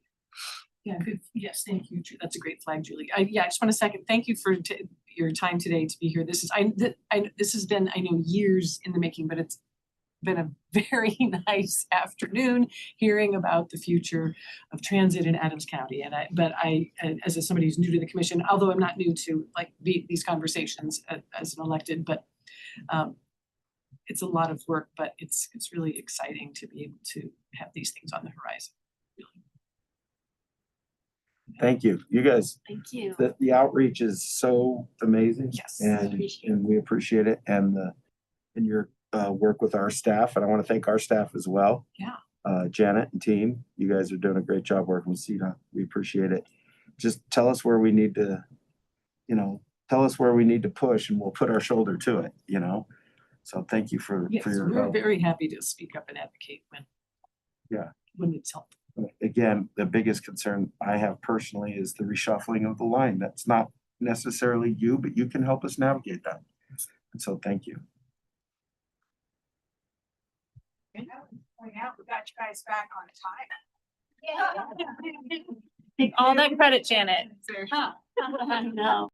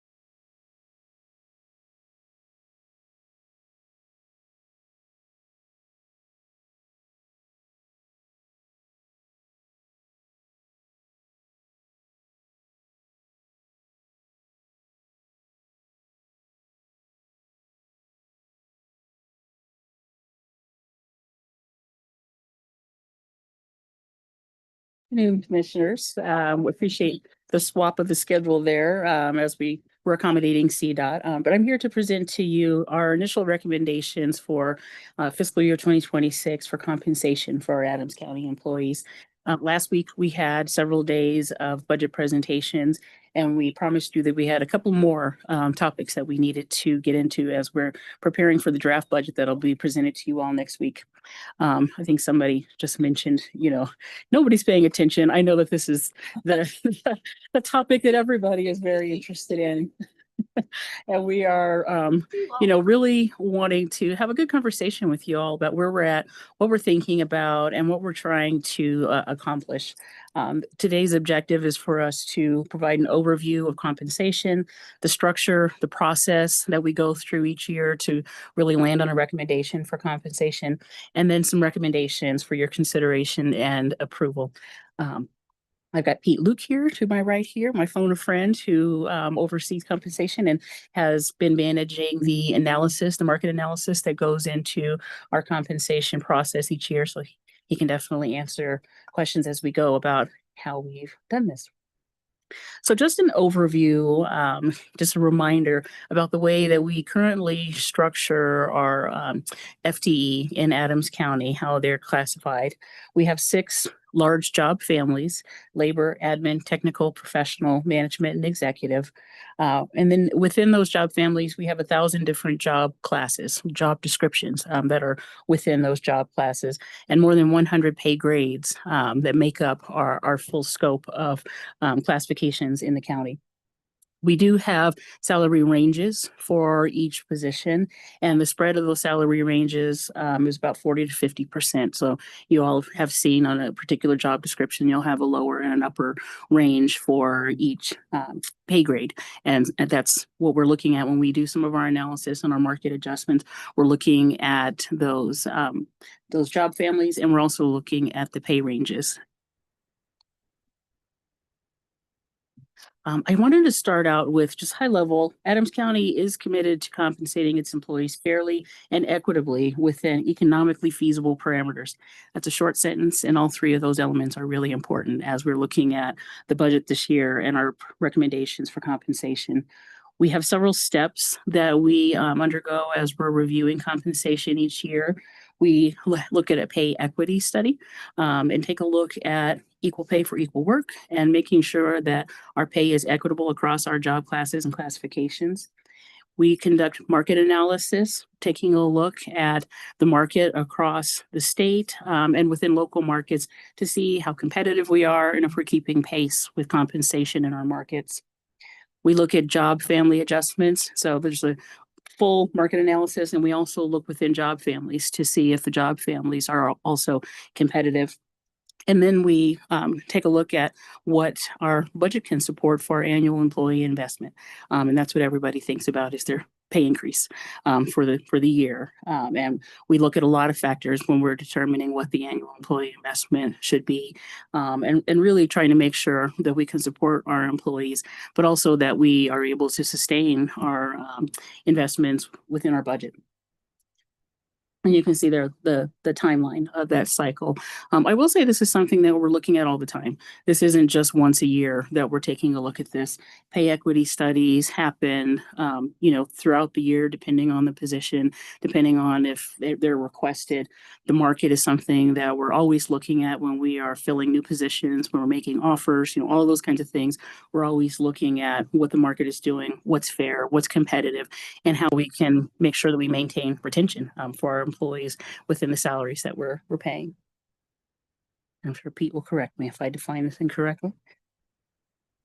All right, so I want to start with the first piece, which is the pay equity study.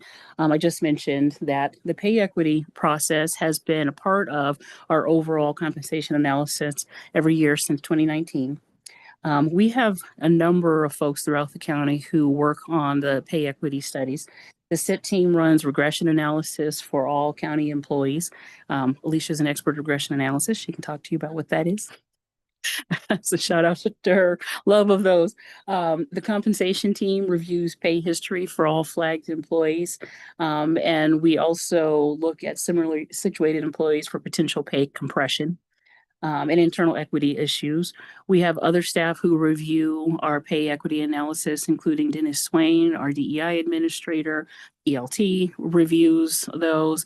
The county attorney's office may review those, but really our goal is to make sure that we are correcting for any inequity in pay that we find through that analysis. Pay adjustments are made for any employee with lower pay than the model predicts, not just those with specific demographic characteristics. I think sometimes there's a misconception about what pay equity is focused on, but it really is looking at all employees and looking at equity regardless of demographic. We want to make sure, as I said earlier, that we are providing equal pay for equal work across the board. This year, we had 14 employees who were flagged for adjustments within the pay equity study. You can see the adjustments range from $115 to $3,953. The annual cost, $9,299. And ELT already reviewed this. Typically, we take a look at those because those go into effect in November. We've already approved the pay equity adjustments for those 14 employees, and those are effective November 1st. All right. So then we take a look at individual market adjustments, and I'm actually going to invite Pete to step up a little bit and talk about the market adjustments and the analysis that we do as we're looking at the market. Pete. Hi. We have a market target of the 60th percentile. So every year we measure according to our benchmarks that we have. And we just survey our local market, which is the 10 county group plus some additional cities. And that's determined based on employee headcount, budget, population served. And then as it says there, we just identify which benchmarks are below market. So you have to be more than 6% below. We have to be 6% below what our market is. And there's positions that are tied to those benchmarks. So we're not leaving anybody behind. So if the benchmark moves, these other jobs will move with it. And when we say move, what that means is you get a range increase of 6% because that's the distance that the ranges are apart. And then the employee receives a 6% pay increase to get them back up to what our measurement indicates that market rate is. And then, so as it says, there's a $201,000 cost for the remaining period in 2025, because as Deanne said, that's occurring when the pay equity adjustments happen in November. So that's towards the end of this year. Any questions about that process? Yes, and I will add, those go into effect in 2025, but then they are accounted for in the 2026 budget. So that those last 3 pay periods, we've approved that adjustment, and then the budget team will roll that into the 2026 base budget once those adjustments are updated. Okay. Oh, actually check budget then. Sure. So next, after all the individual adjustments are made, we turn to job family adjustments. So the job families are those broad classifications of jobs that Deanne talked about: administrative, executive, labor management, professional, and technical. So after individual adjustments are made, we look at those broad job classes and want to see how are they doing to market, because again, we don't want to leave out the other positions that are not benchmarks. And our analysis has indicated that right there on the slide, where some of them vary from 1% to 2.8% low. And in a typical year, that cost associated with making those adjustments is we'll move everybody in those respective families by that recommended amount. We'll kind of round up or round down. And then the employee will also receive that percent increase. So for example, the labor family, it's recommended that we move it 2.5%. So the pay range that the employee is in will move 2.5%, and then they'll also increase their pay by 2.5%. However, this year, Deanna, I don't know if you want to take it from me from there, but the budget. Well, so I wanted to pause here and kind of talk about what we've been looking at for our budget for the next couple of years and how we're approaching our recommendations for the job family adjustments. And then in the next couple of slides, we'll talk about the annual employee investments. It's been kind of a challenging year as we try and balance the capacity that our employees have, new FTE requests, business case requests, and the long-term resource of our employees and wanting to try and keep pace with rising cost of living and have some incentives for our employees for the work that they do. And so that's really been just the overarching lens we've had this year, is looking at the long-term budget outlook for the next couple of years and thinking about where we can provide some opportunities for employees to move within their range or have an annual increase, but also understanding that we don't have the budget to fully fund all of the increases that maybe in past years we've been able to fund, not without severely limiting the number of FTE that we can approve in the business cases that we're looking at. Last week you all learned about our outlook for property taxes and for other budget considerations for the next couple of years, and to the tune of at least a $13 million gap. You can see the job family adjustments alone is about $3.5 million this year. And this is something we look at every year. And so our recommendation is to not actually fund the full job family adjustments, but to still expand the range. And what that would do is employees' upper end of the range will move up 2.5%. It gives employees the opportunity to earn more in their job range, but we won't actually fund that increase this year. And we're going to focus on the annual employee investment for all employees, which is a big decision and something that we wanted to talk through with you all today, and what the overall impact will be. Actually, can you go back? I need to understand the difference between this one and the one before. You can't hurt. This one you're talking about? Yeah, so when you say individual market, we're looking at like not based on no consideration of the position. This is just like in this market in Brighton, Colorado, or what is the market? So the market is, I have the list, but it's surrounding counties and adjacent cities that meet. No, you said 10 counties. You did say that. Yes. So, yeah. That's it, right? County. And well, in addition of some cities, and we try to target similar like organizations, so they have to meet certain budget, FTE, and population served, so they're kind of more similar to us. But we primarily want to use the 10 county list because we view them as the most similar competitors. And so that's just looking at it without looking at so the first thing that we talked about even before this was other factors. And then here is the market. And then the third analysis is the factors based on position. One's based on the person, one's based on the place, and one's based on the position. Correct? Yeah. Okay. I just want to make sure I understand it. And then if we go to the next one, this one, I imagine also there might be some where we're above.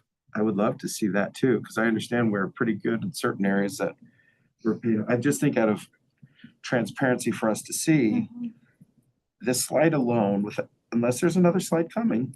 There's a couple. Okay. Then let's do that. I'll let you do those. And I do want to point out that this is the entire job family. So we have 6 major job families. And when you look at, for example, the executive job family versus the management job family, we do an additional analysis to look at sort of the big family of classification, because different job classifications have different requirements, different levels of education, different job ranges in the market.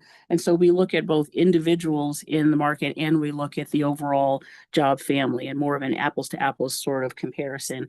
The adjustments that are made within job family are typically made for the entire job family. So everybody within that family would get that adjustment versus an individual who's being compared to the market, which is what the previous slide is. This year, you can see across our job families, we're slightly lower than market. When we're talking about the aggregate for job families, we're just a little bit lower than market. And so that's what's reflected here and what the associated cost would be for the entire family. Sometimes we have a job family where there isn't an adjustment. We may have years where a particular job family is a little higher or lower, but that's not necessarily the case this year. Like you guys probably remember, we've had years where only 1 or 2 of these job families had a recommended increase because only 1 or 2 had fallen below market. Can you, sorry, Julie, I'll go after Julie. Oh, okay. So I'm new to the job family analysis. Why do we do a job family analysis on top of the individual market analysis? Why do we do 2 different analyses? Good question. So Flip back. So, the individual market analyses are for positions. So like say for compensation analysts, we'd identify a compensation analyst is 6% below because that's a benchmark job, right? So we're only taking care of 320 employees total. For those are all the people in those jobs that are 6% low, and whatever's tied there. So we're aware that that's just specific targeted to the ones that are the lowest. And then the job families are taking it after we've made all these adjustments to individuals. What do the rest of the people in the family sit and where are they sitting? And so it's kind of cleaning up and taking care of the other people in the job family that haven't been identified as 6%. But in the aggregate, we're saying some of them are 2% low. And we're going to give, we typically, our typical process is to give everybody that 2% in that family.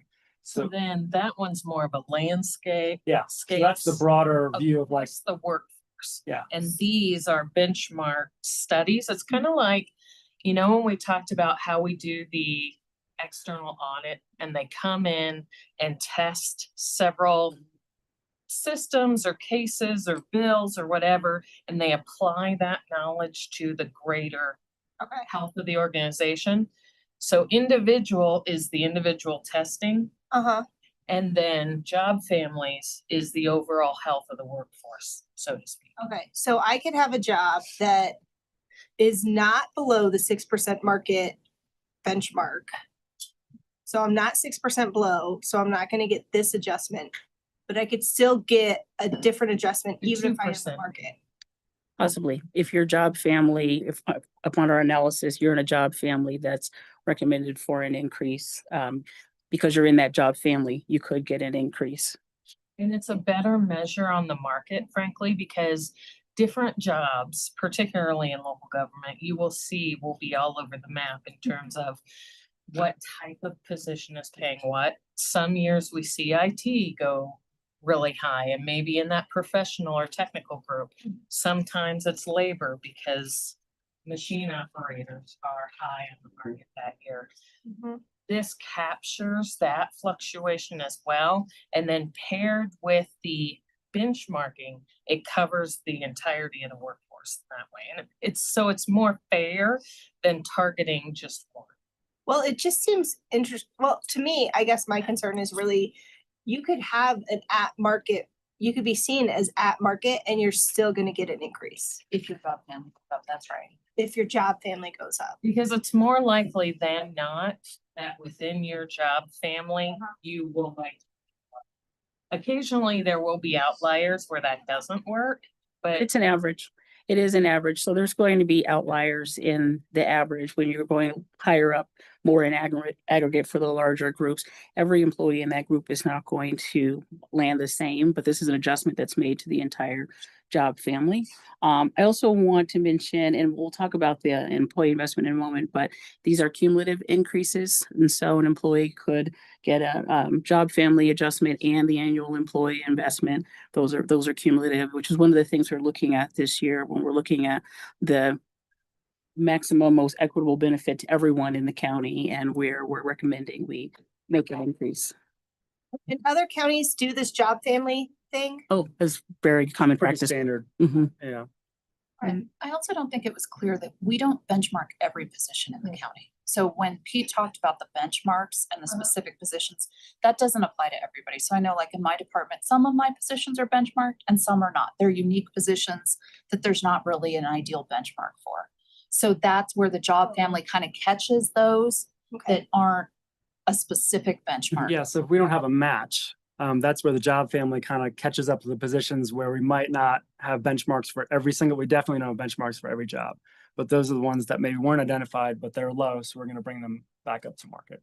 So what percentage do we have benchmarks for? We can flip back the slide. I think it said there was 61. 61. 61. Oh, those are the ones that were low. We have a lot more benchmarks. It's over 100. I can give you that information if you'd like. Just Curious of how much of this data set are we actually using this individual market adjustments on versus how much are we using just the family job, I forgot what it was called again, but adjustment on. Okay, and then And then these are cumulative. So you could get the 6% bump, then you could get a 2% bump, and then you could get your annual increase on top of that. Potentially. Yes. But it doesn't aggregate out because like if somebody's overpaid by position, but maybe not by, you know what I mean? Or Yeah, you could be, you're not 6% low, but you are high, maybe you're high individually, but you might get a 2% with the family, and that's what you might get. But if you're low, then you're gonna obviously get more because you'll be flagged for 6% plus the 2%.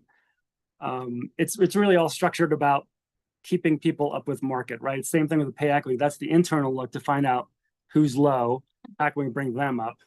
And it's not always the same positions, right? So I mean, again, I can just tell you from a director perspective, like I'll have attorneys hit every 6-7 years, right? Like that they just slowly are falling behind and then they hit below 6% and they might get that market adjustment, but it's not always the same positions that hit that below 6%. it's like a big catch up when you realize a certain area. And sometimes we nudge it, like if we say we're missing out on deputy pay or, I've had you guys. We can't fill any position in the DMV clerk's window. Like all the clerks' windows, like we benchmarked the job, but when compared to other clerks, like we're behind. Yeah, I've heard you guys say it. So we've got based on the person, the place, the position. I'll let you finish, but I'm gonna ask at the end about performance. All right. So the final analysis we do, or the final recommendation, is our annual employee investment, and that is an increase to all employees, all eligible employees. So that is not based on person or job family. That's across the organization, our annual increase. The recommendation is based on a number of things. The Q2 employment cost increase percentage, benchmark data from competitors. We look at the market and see what other counties or other entities are doing. And then of course the budget, what we can actually sustain within our budget. Remember, all of these increases are base building increases that increase our base budget. And so we're looking at what our budget can support. So Pete, if you want to talk about the first couple bullets. Yeah, so this annual employee investment is based on 3 things, and one of them is the employment cost index increase percentage. So that's just the cost of labor, including salaries and benefits, and it was, to hire employees. Benchmark data from our competitors, which is listed below, and then obviously the current budget. So one of the things we looked at this year is what is kind of going on in the environment. We looked at the landscape, not only with our market that's used in the analysis, but also just sort of gathering data from surrounding counties and our neighbors. Steve just mentioned merit or performance. The county does not currently have a merit pay system, but some of our neighbors do assess increases based on a merit system. So you'll see that here. We don't, right now, we don't do that, but that is a factor that you'll see. And across the board, it's interesting. I think everybody has been really trying to wrestle with how to provide an increase to employees that is manageable within the budgets. And you can see sort of across the range there what some of our neighbors have done for this year. Everything from just a general cost of living adjustment up to more robust merit increases. But I think the county falls kind of in the middle of the pack when it comes to our recommendations for our employee investment and our job family adjustments. But we wanted to provide that context. We know that employees are really looking at what their sister jurisdictions are doing. And this is also our competition for our market. And we want to know how competitive we are. It also just gives us kind of a sense of where things are going, where people are at, as we're all looking at our budgets going into next year. Last year, all of these were a couple of % higher. And so, it's definitely something that we'll be watching closely going into 2027 as everybody tries to bring their budgets, in line with the current economic conditions. Can you define COLA for me? What does that COLA mean? Cost of living adjustment. The county used to do a merit pool and a cost of living pool. So, it might have been like up to 3% for merit and 2% for cost of living. And how many years ago did we go to the annual employee investment? 3 years ago? 3 years, we kind of combined them. So instead of having a separate merit and a separate cost of living, those two were combined essentially into a one-time annual employee investment. And I will say there is a lot of variety across the state, just a lot of variety in the way that jurisdictions are managing this. I just came from the state. They just went from a merit system back to a step pay increase system, which is essentially time and grade increases that are standardized across job classes. So it kind of goes back and forth, but there's different ways of approaching this. Yeah, they went away from a step system some years ago and they went back to it a couple of years ago. The bottom line is we're recommending a 2.75% annual employee investment for all of our employees across the board. A little bit lower than the 4% AEI that we had last year. Part of what we're looking at is for our human services union represented employees, we have to provide a minimum of 2.75% increase unless certain triggers are hit, which they were not this year for the investment. And we want to be equitable across our organization. And we really didn't want to try and manage different annual employee investments for different departments or employees. So that was one factor when we were looking at this. But the biggest factor really was the budget. We looked at the numbers. We looked at a couple of different scenarios at 3% and 4%, along with job family adjustments, which when we projected our totals were upwards of almost $11 million added to the budget. And given the sort of looming budget challenges we know are coming, we're really trying to offer our employees some increase, but also sort of smooth the path over the next couple of years.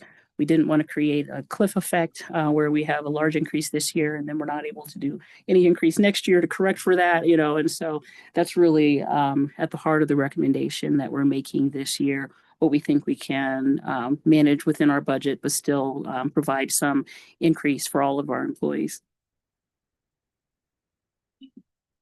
Is that it? I think so. Yeah. Now I have a question. If I may. Yes, please. Go ahead.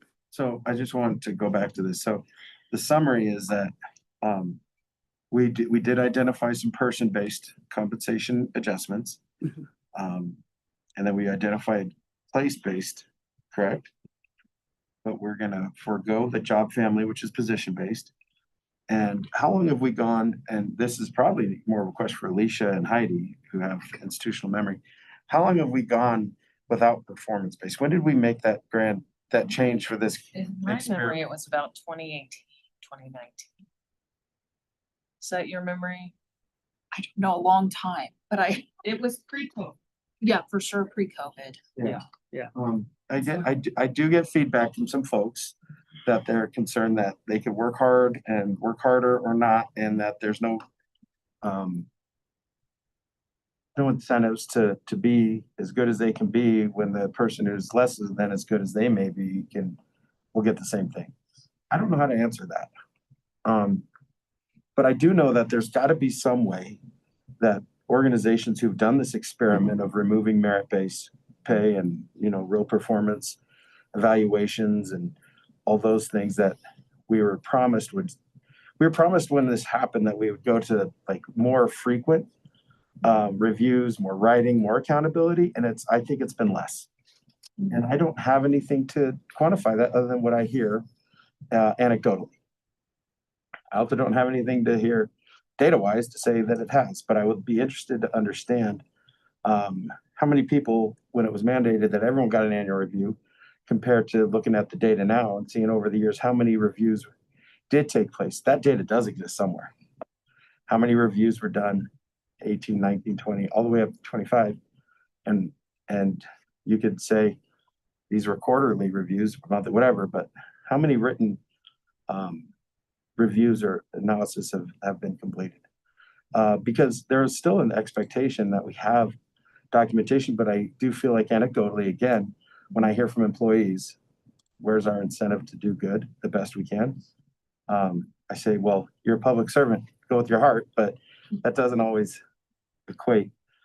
I guess I would ask this team, and I'm gone in a year, so you guys have to decide what you guys want it to be, but doesn't it make sense that we kind of look back and say, We've been doing this for a period of time without performance included. Do we want to at least explore it? And then at least you can tell people on the outside and the inside that you explored it, even if you decide not to do it, make a change. But we do get comments about culture issues and customer service Accountability. and accountability. And I just think it makes sense for due diligence to figure out how do we kind of circle the wagons and look and see if this has worked? Has it gotten us what we want? We could dust off the old study session and what were the initial intentions and say, did we get what we shot for? I'm proud though, that over the years we have included the analysis of person, place, and position. Most importantly, the person, because we stay on top of those human person characteristic based differentiators. So I'm okay with that. I really appreciate that we're continuing to do that, and I don't ever want to see that go away. And can I respond to that really quickly? We've been talking about this, and you have mentioned it several times. We've been talking about an analysis of our performance management systems. How are we managing employee performance? What are the sort of operational aspects of managing employee performance? And then what does that look like with relation to things like incentives, retention, hiring, recruiting, all of those things? We are working on that analysis right now, but it's definitely something that we're taking a look at. And part of it is just a historical survey of how we managed performance previously, what the current system, how it's working, what's actually being done. I do want to distinguish though between the pay increase conversation and performance. They're not always linked. I mentioned earlier, there's pros and cons to a merit increase system. I've worked in organizations that have pendulum has swung back and forth many times. Performance or merit-based pay, I do think there is something to be said for having more of an incentive or a reward for high performance. But merit pay systems are always constrained by budgets, and they're really challenging in lean budget years to make meaningful investments. And so, it becomes a little less meaningful if your reward is 0.5%, and that kind of thing. And so that's always sort of the challenge with a merit-based system, at least within sort of a government setting where the budget constraints can really limit your ability to manage merit pay, which is usually why organizations that have merit move away from it. But there is definitely this push and pull about where it fits in and what you actually can sustain within the budget. And we're definitely open to looking at that and what models make the most sense. Thank you. I guess it's on your guys' laps. I'm just bringing it up because I'm looking back and reflecting where we are now compared to where we were in the past. I guess it makes sense to look at it, and there doesn't have to be, I guess, overlap between performance versus performance pay. But then you could also do it where you do have performance has an impact on your pay increase. Yeah, I think that would be something great to look at. I mean, I definitely appreciate those employees that go above and beyond, and I think that they should be rewarded for that. Even if it is maybe not a substantial percentage increase because we're in a tight budget year, at least it's more than the average employee. I really appreciate those individuals who go above and beyond, and I feel like they should be recognized and awarded for that. And if there's a system that we could put in place to allow that to happen, I think that would be fantastic for those individuals. I've always been in a performance-based organization.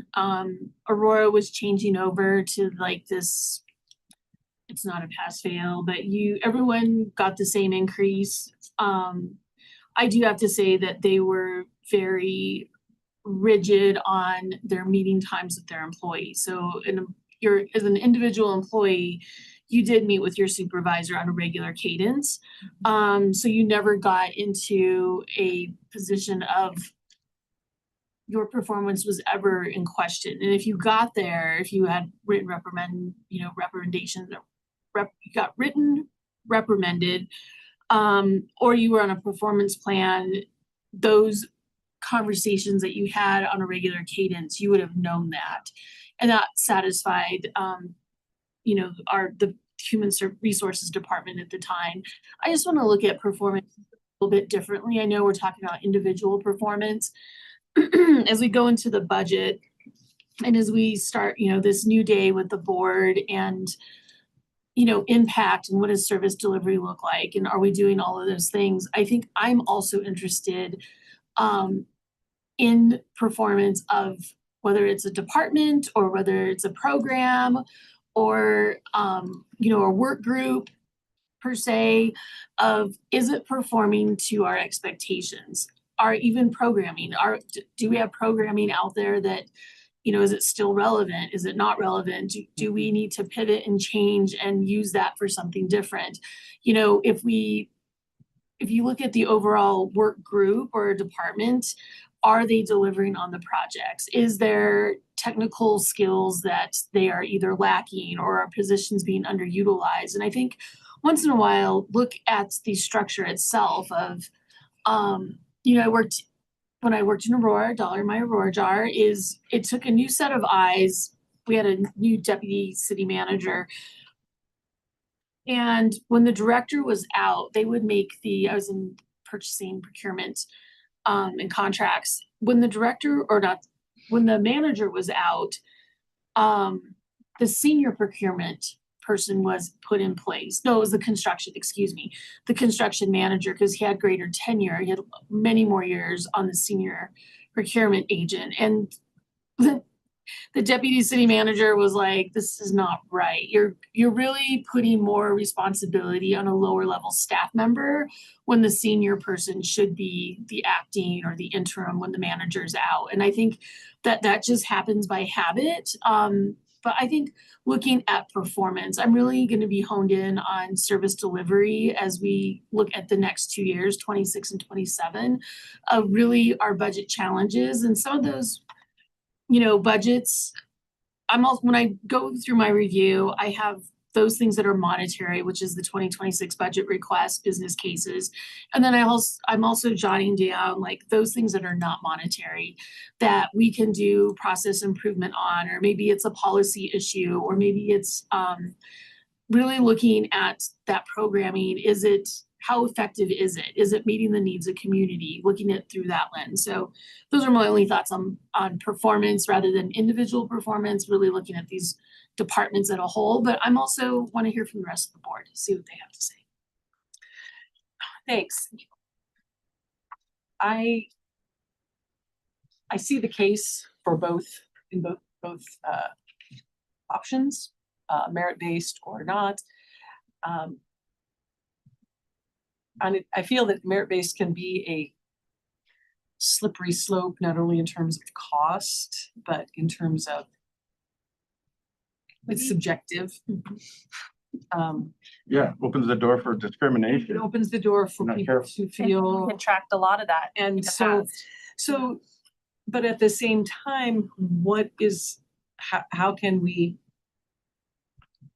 reward, really celebrate, or put or quantify whatever kind of compensation, acknowledgement / compensation for people who really are going above and beyond. So that's a conversation not for today, but maybe something we should revisit. I do think that regardless of merit-based pay or not, what we need to be having is a really solid record of everybody's work performance. That we're hanging on to, so that we can refer to it as people move, it maybe in the organization want to move to a different department, or what, we just need to have that information to make sure, because it's about service delivery, which I think I agree. I'm really keen on looking at that. You and I have had conversations, Dion, about, processes and efficiencies, and what's too efficient, what's not efficient enough. What by be too efficient, I mean what's skipping steps that again are not good for the organization, but where can we streamline? So I'm fine if this is your recommendation. I think given the year we're in and the situation we're facing, I am happy to support this, but just wanted to know, those are my 2 cents on merit-based or not, merit-based pay or not merit-based pay. Yeah, and we'll certainly be bringing back to you all more of an in-depth analysis of what we find as we're working through that. Because it is something that we're looking at. This recommendation you'll see in the draft budget next week, and over the next month and a half or so as we're finalizing the budget. If there's any adjustments or other suggestions, we'll have an opportunity to work through that. Oh, I'm sorry. So go ahead. I was also not really familiar with job families, but going back to the job families, as I understand, you said, while we're not actually doing a pay increase, we're raising the range Yes, to make what's possible for somebody for longer tenured employees to yes. continue to advance. Okay, and I think I like that. I think that's a good something that we can offer in this landscape. So thank you for that. All right. I think it's been covered. Like sometimes when you come to the end of the dais and you have smart colleagues, it's been covered. If I had something to say, I would say it. This is hard and complicated. The research required to bring us these numbers is not small. And so I appreciate that because then that makes for a short presentation about what's actually a really complex topic. Yes, So kudos to the compensation team who Yes. has geniuses who crunch these numbers and help us manage this. And with that, we'll exit before any more questions can come up, unless there's anything else. Thank you. Thank you. All right. We have a couple of lightning round items.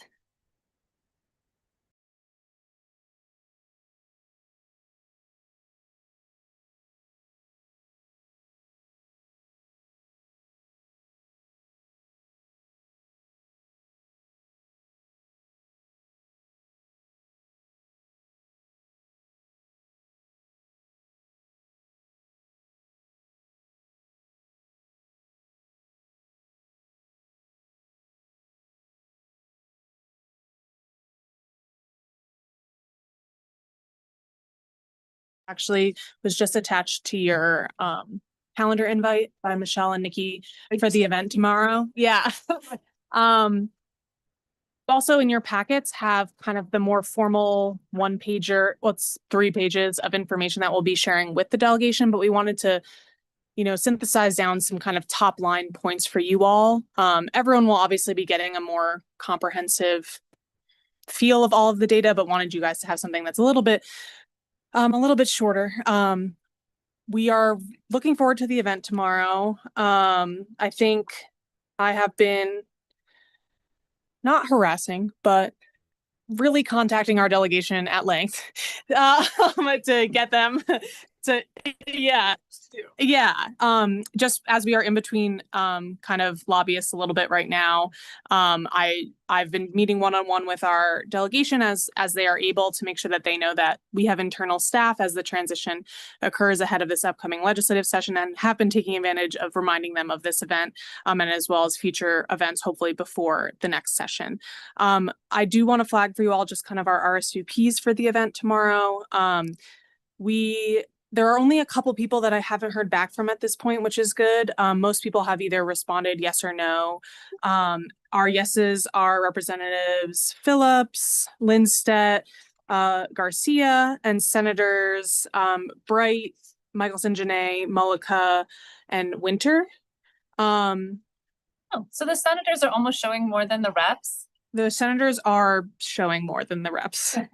The 2 senators who are unable to come are Lindsay Doherty and Mike Weissman, who both have scheduling conflicts, but I have one-on-one set up with both of them for next week, so I'll update them on what they've missed. I have not heard back from, so just a last-ditch effort request from Representative Shannon Byrd and Representative Manny Rutnell. I wonder why, and Representative Carlos Barone and Representative Chris Richardson. So those are the 4 that I just haven't been able to get a hold of. I have emailed them, as you have seen. I've CC'd you on almost all the emails, and then I've texted all of our members as well. So those are the 4 that are kind of outstanding. And then we just have 2 of our representatives who have scheduling conflicts who are unable to come. And also, sorry, Representative Michael Carter, but I do have a one-on-one set up with Representative Carter next week as well, so I'll be able to update him, but I haven't heard back from him about this event specifically. Lauren and the Human Services team have done an amazing job with the agenda. We've been sharing with the agenda with our legislators as well to make sure that they know that this isn't simply a tour or a top line talk. We are going to have panel members of staff who will be talking about budgetary impacts. They'll be able to hear from caseworkers as well as impacted individuals. so that they can really hear about what's going on in human services.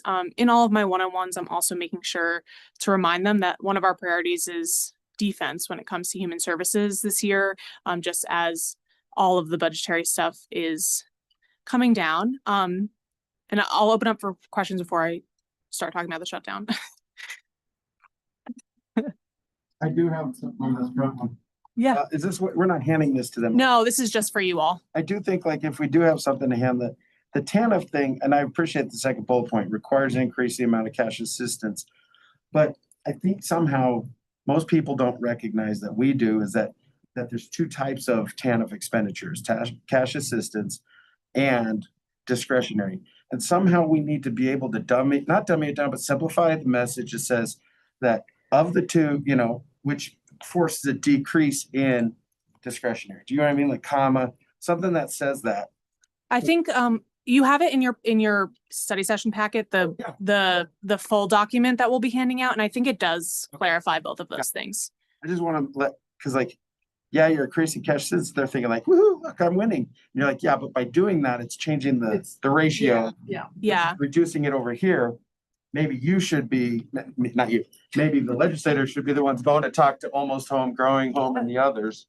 Yeah. And that's I've actually talked about that with a couple of our representatives in some of our meetings, and that will be some defense that we will be playing this year. I've said, you know, TANF is not a bucket of money that if there's money left over in one county doesn't mean that there's all this bonus money.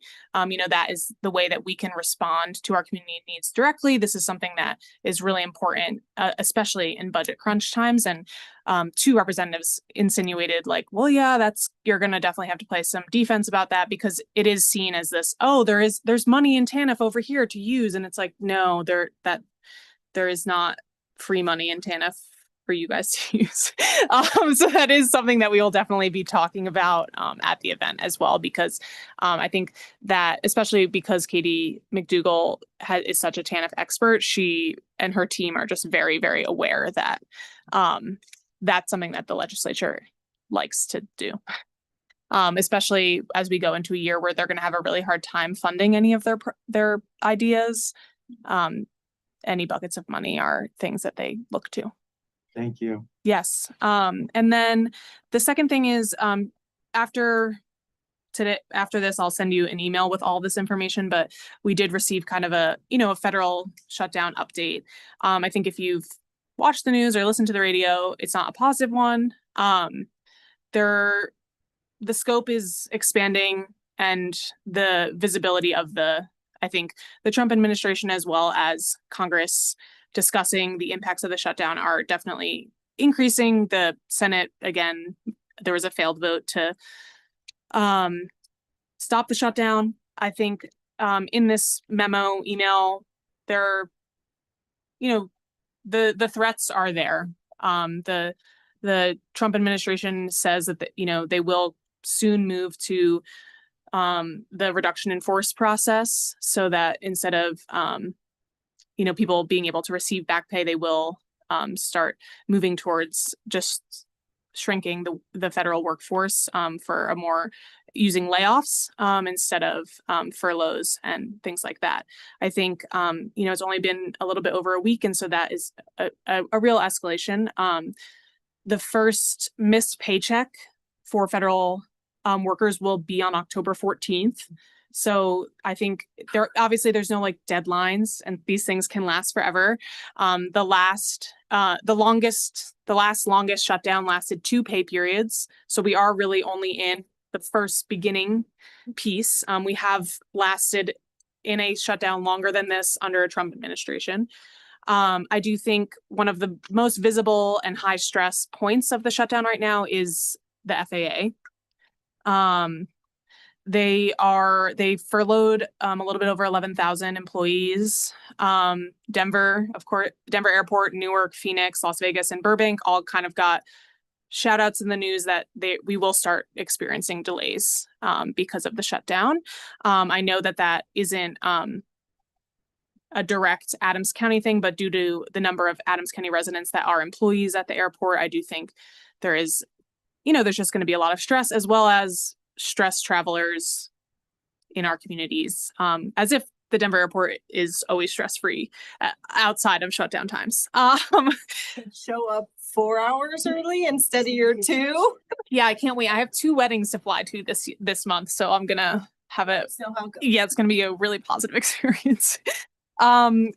I did want to flag that there are some Department of Energy, Department of Human Services, and Department of Labor callouts in the most recent update as some things that we should expect. I am still figuring out if and how many Department of Energy grants we receive. But the grants and R&D projects dependent on annual appropriations are currently on hold from the Department of Energy. So I've reached out to a couple of our departments to see if there are any things like that, and I will reach out to our grants team. I think the Department of Health and Human Services stuff you guys are very aware of as we approach that 1 month, 45-day mark. There will be a cliff, and then Department of Labor, which we discussed last week. But roughly 80% of the staff at the Department of Labor are furloughed. And so as we move into the next phase of the shutdown, if it does last, unemployment insurance processing and things like that will be significantly delayed. I thought we processed that at the state level. There's no federal component though, because there's like. Yeah, it says it's through state trust funds, but federal extent benefits and oversight are paused. I'm sorry, what's all paused right now? Unemployment insurance payments continue through the state trust funds, but federal extent and benefits and oversight are paused. And so there will be like delays in remedying problems, those kinds of issues. Which is kind of like the moral of the whole story, that if it's not paused, it will be delayed. I think you'll see that in every single collection of bullet points.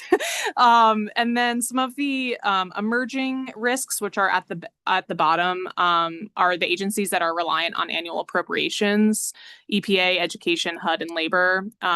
They have halted all non-essential work, which risks delayed obligations and stalled grants. So as we continue to move into that, I think there's a piece about the outlook that John wrote, which is yeah, I mean, it's as positive as it can be, I guess. The FAA operational strain is the leading indicator of the systematic stress. So him and the DGA team do believe that will be kind of the thing that both sides are using as, because that will be the most visible for the regular everyday American who isn't a federal employee or who isn't trying to receive benefits through certain programs. It will be the thing that's on the news the most. But the ripple effects are definitely going to be evident through the Treasury, HHS, Commerce, and other regulatory agencies. He's going to try and keep us as updated as he can. I think this update that you'll get in your email here shortly it's pretty comprehensive. I think it will change by the day. And I mean, I'm preaching to the choir, but things are changing by the hour at this point.